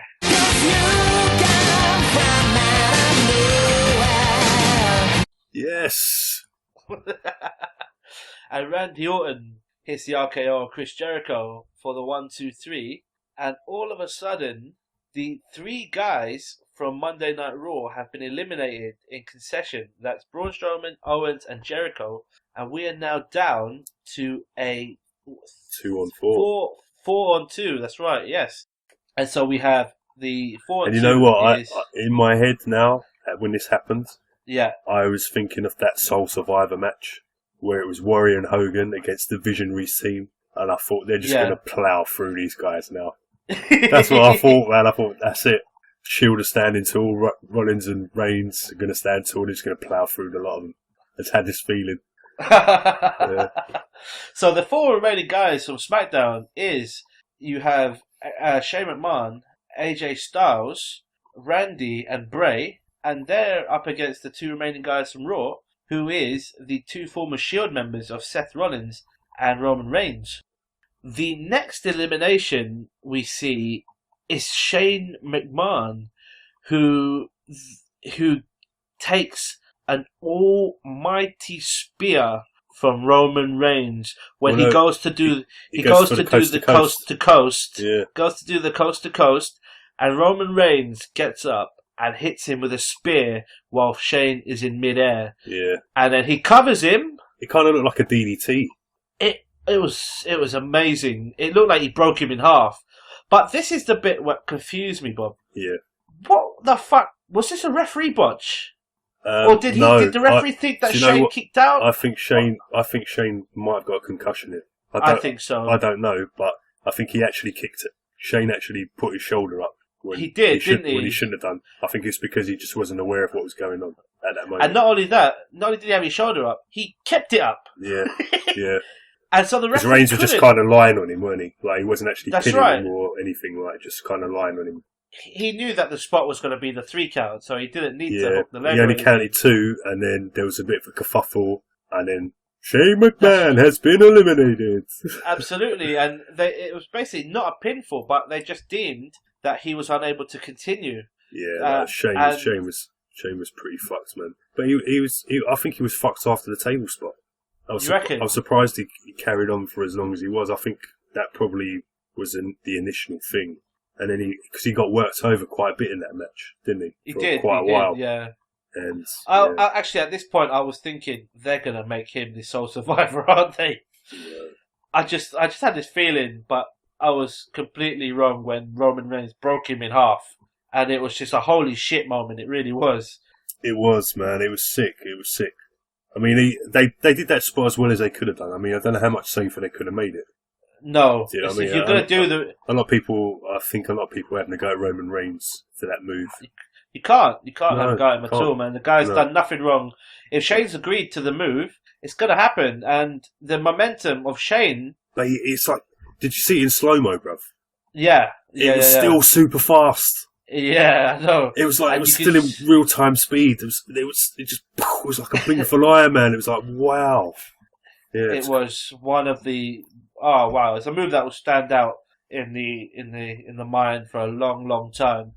But with the main event coming up later, it begs a question that I'm sure you're going to bring up when we talk about our main event about Roman and this spear.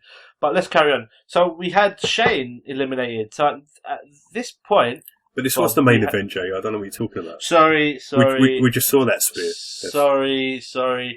We're going to talk about the post-show SmackDown match, the dark match. You're going to talk about it. I'm going to... So I'm only going to need about 30 seconds. I think you'll need a little longer. I think it was about 1 minute, 26 seconds is all I'm going to need. I don't think it was that long. I think it was 1 second for every year he's been on this earth. So, we're now down to a 3-on-2 match. Shane's gone. The next guy to go is AJ Styles. Seth Rollins pinned AJ Styles when Dean Ambrose came back down to ringside after being eliminated earlier in the match. Attacks AJ. He attacks AJ. I couldn't believe they did this. And then I could believe it because I said we're going to see it. But Ambrose is a face. Why is he coming back to do that shit? Because he's a face, because they knew that this would get a huge pop. And we see the 3 Shield members reunite when they do the triple powerbomb through the announce table. When Ambrose and Seth set him up, Reigns, boom, through a table. AJ Styles is knocked the fuck out. They're rolling back into the ring. Seth gets the victory. Did they do the fist bump? SmackDown champion. They did, I think, yeah. Yeah. I think they did, yeah. Do you think keep going back to the Shield thing? Do you think it's losing its luster now? No. You don't think so? I love it. No, I love it. To me, it didn't really mean that much to me. I thought it was superb, man. I really loved the Shield. Maybe it was because it was AJ. But I think it was definitely because it was AJ. But it had to be AJ because that's the only person it would make sense of. AJ or Jericho. Yes. We're always going to be the recipient. But because of AJ costing Dean Ambrose earlier in the match, so it was payback, retribution for Dean Ambrose to come back down and an assistant AJ getting eliminated.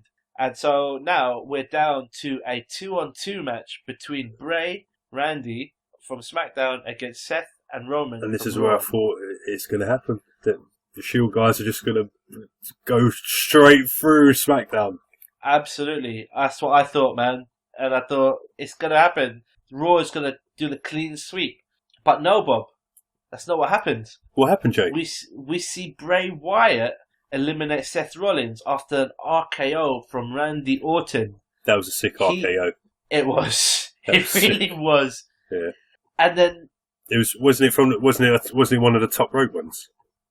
Was it from the top? Or was it just? Didn't he go for a move and get RKO'd? It might have been. No, because the final elimination, which was Bray Wyatt again pinning Roman Reigns for the Sister Abigail, but it was Randy Orton who took the bullet, didn't he? He took the bullet from Roman. He took the spear. No, Rollins went for a frog splash. That was it, yeah. And Orton grabbed him in midair. That's right, yeah. And he came out of nowhere.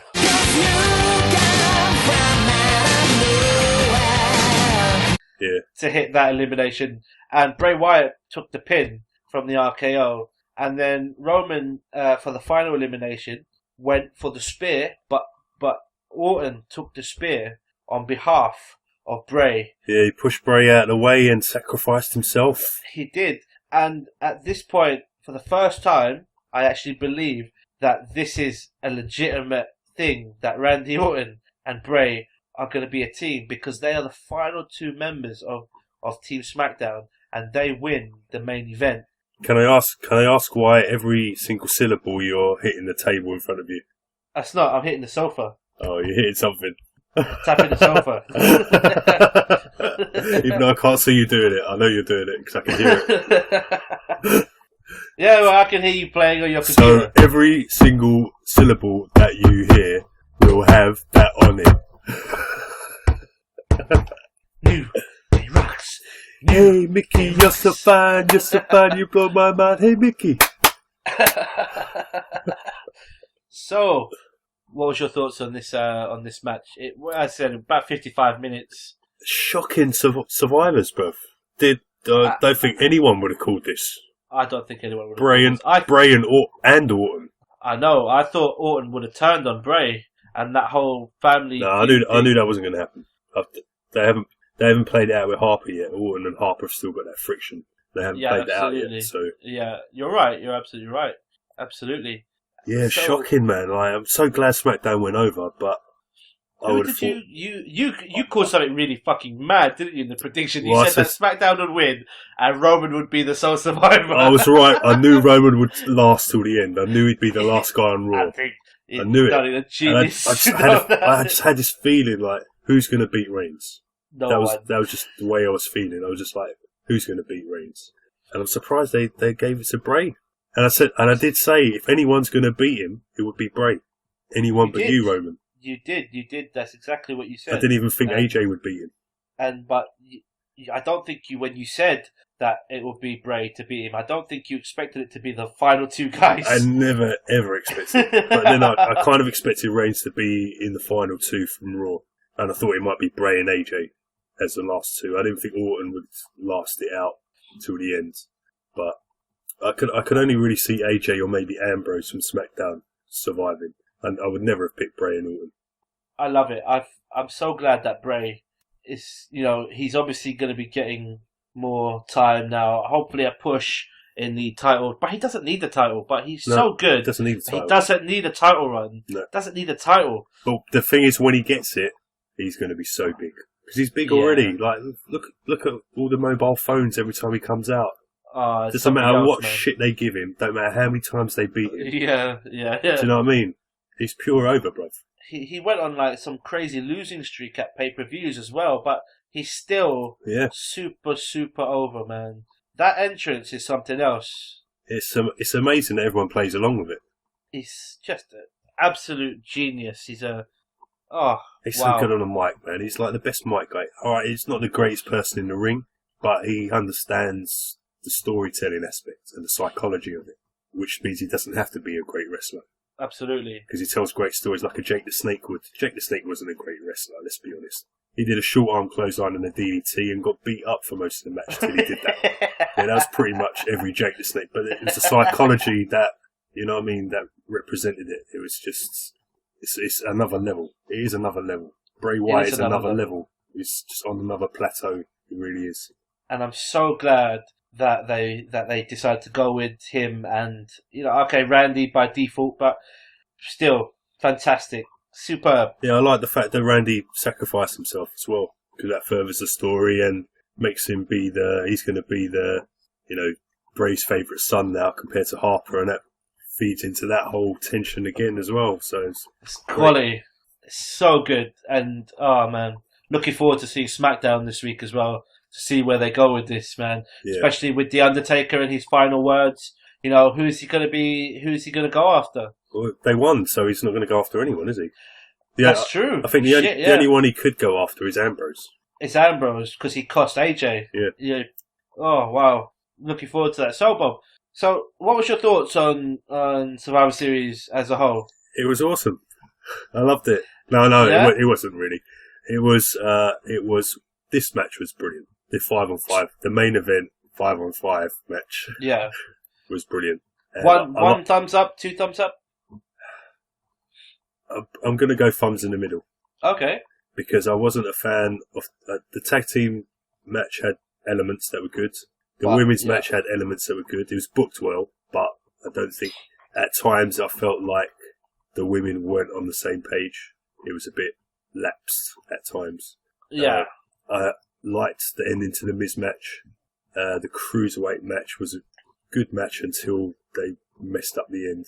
Again, it's booking, bruv. It's booking. It's not the guys and girls that are going out there and putting it on the line. Yeah, it's the booking.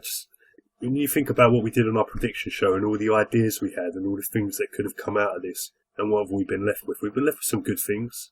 But the amount of things they could have done, that they didn't go there at all. They didn't. Yeah. They didn't. And so that was Survivor Series, and after Survivor Series went off the air and everybody went to sleep, and there was a dark match that took place. Bruv, do you know the worst? Do you know the worst thing? Yeah, I was in a chat room, like the TWS chat room, with Scotty and Sincorma. Yeah. And I was saying to him after that 5-on-5 match, I was like, I really don't want to see this match. I'm going to go to bed. I think I'm going to go to bed. And they were like, oh, you've come this far. You might as well see it out. I wish I'd hand this to either of them bastards. Which I just gone to bed. Oh, wait a minute. No, sorry. I did go to bed. I did go to bed. I don't remember it at all. It didn't happen. So, in the match that didn't happen, we saw Goldberg up against Brock Lesnar. And now this was billed as some sort of once in a lifetime. What were they referring to as? Once in a lifetime, water flowing underground. Fantasy warfare just got real. Just got real. It was basically a match to promote the video game. Guess in my what? opinion. Guess what? Who's on the front cover of your video game? Who's on the front cover, Bob? Brock Lesnar's on your front cover. And what did you just do to the guy on the front cover of your game? You fucking morons. What happened to Brock Lesnar, Bob? Brock Lesnar didn't show up. That's what happened. Brock Lesnar got fucking destroyed in 1 minute 26 seconds. He had about 15 seconds of offense when he lifted he did nothing. Goldberg up, and then he put him in the corner, and then after that he looked like a scared child. And bruv, he let Goldberg just push him over like he was in a playground. I know. And he was looking up at him like he was, I hated this. But that's the only thing that makes it okay for me, is that they're gonna play on it that everybody has that one guy that they're afraid of, or they have a mental block against. Please. And that's what they're gonna do with this. Please. If you're listening to this and you don't actually know what happens, Goldberg won this match in 1 minute and 25 seconds when he hit a spear. Two spears. Two spears and a jackhammer for the 1, 2, 3 in a shocking squash match, which reminded me of what Brock Lesnar did to John Cena at SummerSlam a few years back. That wasn't a squash match. That went on for ages. Cena got beaten up for ages, but it went a long time. It went a long time, but if this went a long time, Goldberg would have had a heart attack. Bruv, this is why they did what they did. Of course. You made a very good point to me during the week when you said that Goldberg's finisher, which was the spear, which is what he's most sort of famous for, because he only has like 3 or 2 movesets. 2 moves. It wasn't even... Not even 3. 2. It wasn't even the best spear on the night. No, and he did 2 of them. And he did 2 of them. And Roman Reigns destroying Shane McMahon in the match that just finished. Yeah. That was bad booking. That was bad booking with the spear. But what do they expect? They know Reigns uses a spear and they know Goldberg uses it. Absolutely, yeah. Idiots. Well, shocking turn of events. Bruv, look. But let's put it this way. Brock Lesnar beat the streak. He killed John Cena. He made Randy Orton bleed in a pool of his own blood. And Goldberg, a 51-year-old who hasn't wrestled for 12 years, who apparently spent 7 weeks in the gym, comes back at 51 years old, or however fucking old he is, and not just beats Brock Lesnar, squashes him in the main event. If TNA did this, bruv, there would be hell to pay. I'm telling you. Yeah. There would be hell to pay, bruv. People will be shitting all over it. People would be shitting all over it. Yeah? But when WWE do something like this... It's brilliant. It's brilliant. Oh, it's the greatest thing ever. There are people who are pissed off about it, and rightly so. Of course. Yeah, of course. Because you've wasted the streak now. You've wasted the streak. You've wasted it. The only thing that makes it a little bit okay in my head is that Nothing these makes two it guys, okay. These two guys are part-timers. No. I know Brock is the main event. Every time Brock shows up, buy rates go up. Ratings go up. Absolutely. He is a killer. No one in UFC even beat him in this time, bruv. In proper fighting. Yeah? And an old guy who can't even lift his kid on his shoulder. Yeah? Beat him up, bruv. Beat him up. Yeah? The guy who broke the streak. Yeah? Who killed John Cena. Yeah? Your number one guy. Yeah? My number one guy? Who killed... I'm talking about WWE. Oh, right. Yeah? I'm sorry. Who killed Randy Orton. Your number 2 guy. Yeah? your top 3 guys over the last however many. He beat up Triple H as well. Broke his arm. And then you feed him to Goldberg. For what? Yeah. And he's on the front cover of your game. Well, what's that telling your game makers? How do they feel about that? I'm telling you, they see that Goldberg. I don't think they had this finish in mind when they asked for Goldberg to come back. But Goldberg has been so well received since he's come back that they thought, okay, we're going to do this again at WrestleMania. This is why no one's getting over, bruv. This is why no one's getting over, because the residual had to fall on someone. Taker lost his streak to Brock. You give that residual to someone, even if it's Roman Reigns. Yeah. You give it to someone who's going to be there tomorrow. Yes. And who's going to be there next year and the year after, and who's going to headline WrestleManias. You don't give it to an old guy who's pissed on wrestling ever since he left it. He was shit when he was first in it. You know what I mean? Pissed on wrestling, said he didn't want nothing more to do with it, didn't like any of the guys, didn't stay in contact with people, shat on the product. Then just because he wants to be a superhero to his kid, they go, yeah, we want you. Come and beat our fucking killer. Yeah. Rubbish. It's rubbish. It's rubbish, Jay. It's fucking rubbish. And I know you're a big advocate of Goldberg. You loved him while he was in WCW. Brother, like I said to you, man, Goldberg ended Bret Hart's career. Yeah, I know. People don't realise that what you see him spear now, you should have seen his spears in WCW. He didn't give a shit about anyone, bruv. He just went through them like they weren't even there. He didn't give a fuck. He didn't care. He didn't care about anyone that he was in the ring with. Yeah. So why are you putting this guy over, man? This is pathetic. But what was more shocking is the crowd in Canada were pro Goldberg, man. It's like they forgot about he killed Bret. There were a few people who said you screwed Bret. Yeah. I don't know if that might have been on Raw. I'm not sure. I think it was in this match. It might have been in this match. I don't know. I think it might have been. But I think they were just because it's the whole novelty of it, isn't it? It is. Of Goldberg coming back, yeah. And that's fine. That's fine. But Brock goes over every day, all day. But you said yourself, there's no way that this match could have gone 5 minutes. So this was the only. So Brock kicks out of that, suplexes him a couple of times, F5s him again, and dances around while he's doing it. You know what I mean? And then just pins him with his foot on his chest. Going up to the skies like a warrior. See, that's how much you hate Goldberg. You pin him with his dick. You just put his dick on top of him. They just rest his penis on top of him. He teabagged him for the win. Bro, I'm telling you, like I said to you, man, to me, that match is this generation's finger poke of doom.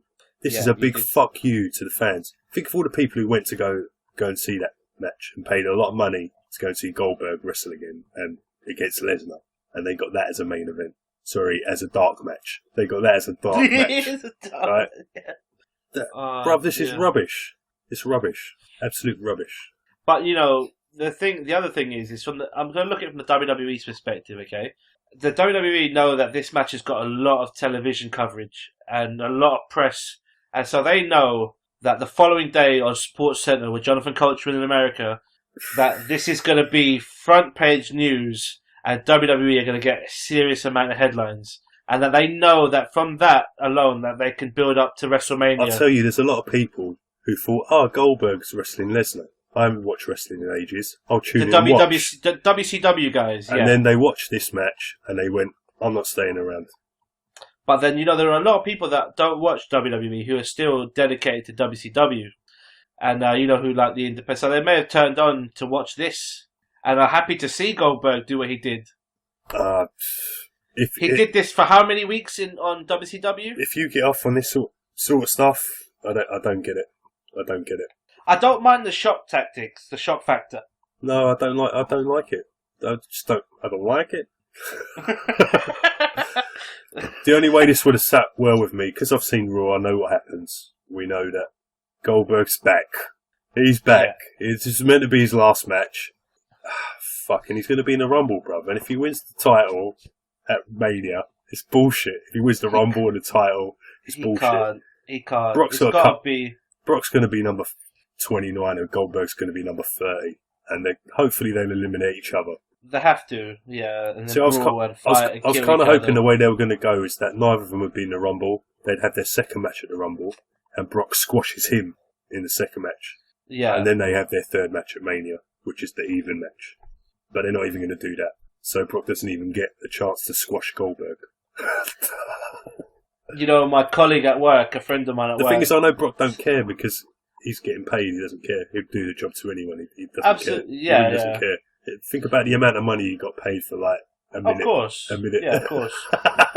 But then a friend of mine at work, he did say, what if Goldberg wins the Rumble? Yeah, that's what I'm saying. That's a scary possibility. Well, Batista... The fact he's in it, and he's the first guy to announce that he's in it. Usually they're one of the big favourites, aren't they? The first person to announce it. Normally, yeah.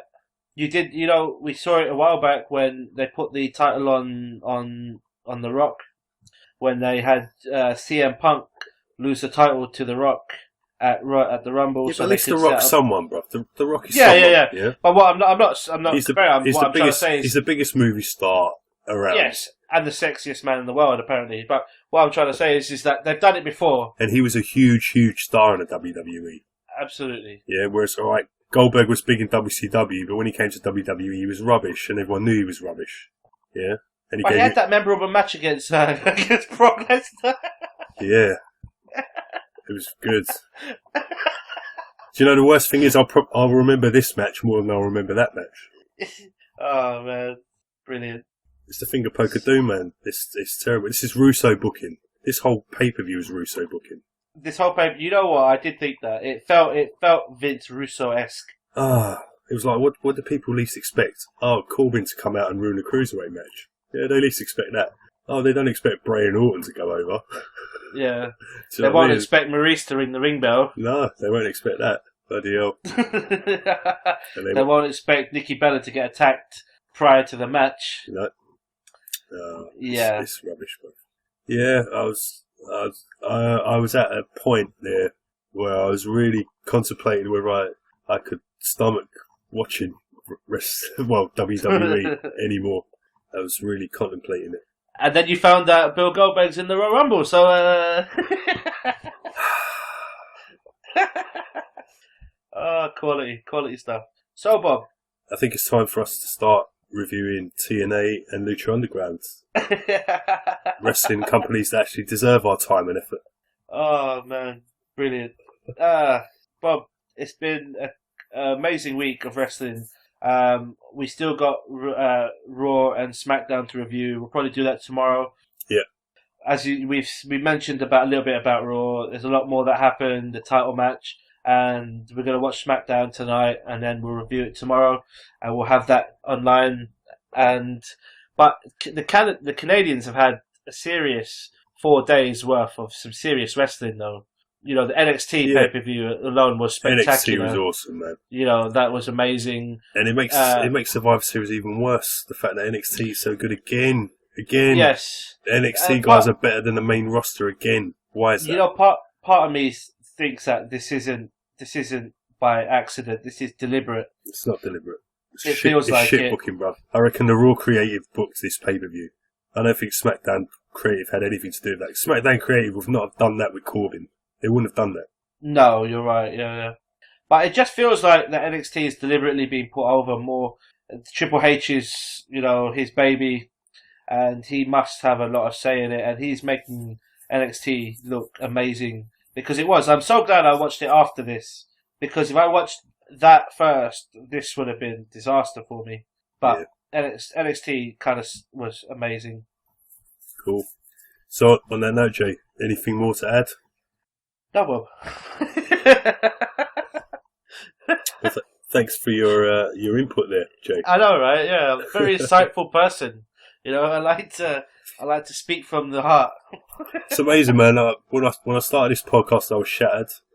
I went through like a really up period, and we had to finish on that, didn't we? And now I'm down again and tired. It's perfect. It is 1:30 in the morning, after all. It's perfect. You mean it's glorious? It's glorious. 10. Not for Survivor Series, but no. but definitely for NXT Takeover. So what? Thumbs up, thumbs down, thumbs in the middle for Survivor Series. I'm gonna go thumbs 3/4 of the way, because I was very happy the fact that Bray went over huge, the final Survivor in such a big main event, and I was very happy with that because we've both spoken about it, his pay-per-view history not being very good, so I'm very happy with that. So not quite thumbs up, not quite thumbs in the middle, somewhere in between there. Yeah. Let's go there. Yeah. I'll give a double thumbs up to the 5-on-5 men's match, and I'm giving a thumbs down to the rest of the pay-per-view. I've never given a thumbs down before, bro. What about Goldberg Brock? Are you giving it any thumbs at all? So any man with 2 thumbs can stick them in his ears. Can poke his eyes out.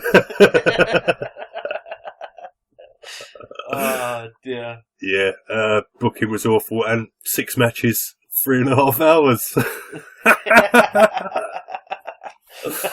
And 1 minute 25 seconds for the main event. 5 matches, 3 hours 25 minutes. Yeah. Oh dear. Bob, where can our listeners find us online? They can find us at our website, jabwrestling.com, where you can find all our old episodes. You can find all our Prediction League stuff, a few little added bits in there, play-by-play stuff, some of our little skits that we've done. You can also get us on the Twitter at Jab Wrestling. That's at Jab Wrestling on Twitter. Do you have what's the Stitcher? The Stitcher! And then just search for Jab Wrestling on Stitcher. There's a link on our website as well. Yeah. I've never ever been on Stitcher. I have no idea what it is. It's awesome because you don't need to subscribe. You can just go onto it and listen. You don't need to. Some people don't like to subscribe, so fair play. So that's why that's there. They can just hit play and listen along. But no, people, you need to subscribe. You need to subscribe You need to subscribe to our iTunes. Yeah? Indeed. And you need to leave us a review, preferably a 5-star review. I mean, hell, you've made it this far into the show, like 2 hours into a show. Yeah. You know what I mean? We're almost as long as NXT Takeover here. You know what I mean? Like, yeah, absolutely. So yeah, leave us a 5-star review on iTunes. Apparently, it helps with the algorithm. So yeah, subscribe on our iTunes. Subscribe on Twitter. Subscribe to us on YouTube, because we're back on the YouTube now, people. Yep. It's just an audio podcast. We don't actually do a video, because that's very time consuming and hardcore. Although I wouldn't mind doing one day. If you come round to mine, we can watch a pay-per-view live, and we can record it live, and then that'd be quite fun. Yeah, do like a live commentaries. Yeah, they can progressively watch us get really drunk and other stuff that we do. Could we go to prison for this? Quite possibly. Yeah. We'll just blur our faces. They won't notice us. Wrestling with weed. Yeah. WWW. Yeah. So yeah, on the YouTube, on the Stitcher, on the Twitter. Send us your comments. And send us your tweets and engage with us. Engage with us, people. Ask us questions. If you want to know something about us, ask us. If you want to talk wrestling, let's talk wrestling. Let's do it. Yeah! Jab Wrestling. Ask us. Oscar? Oscar. Oscar. Oscar. Oscar. Jab. So, we've been Jay and Bob. We've just done the job. Because of JAB is the place to be. Good night, everyone. Good night, people. Thank you. Take care.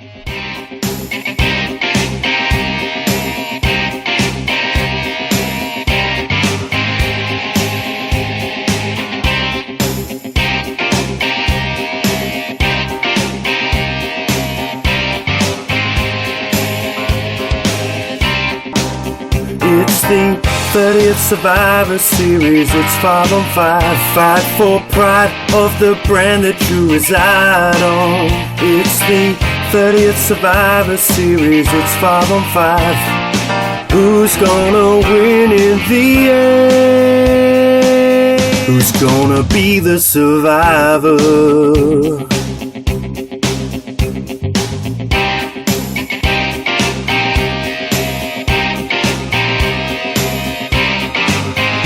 gonna be the survivor?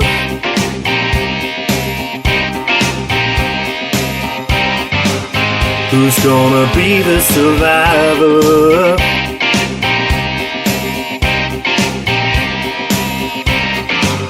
Who's gonna be the survivor?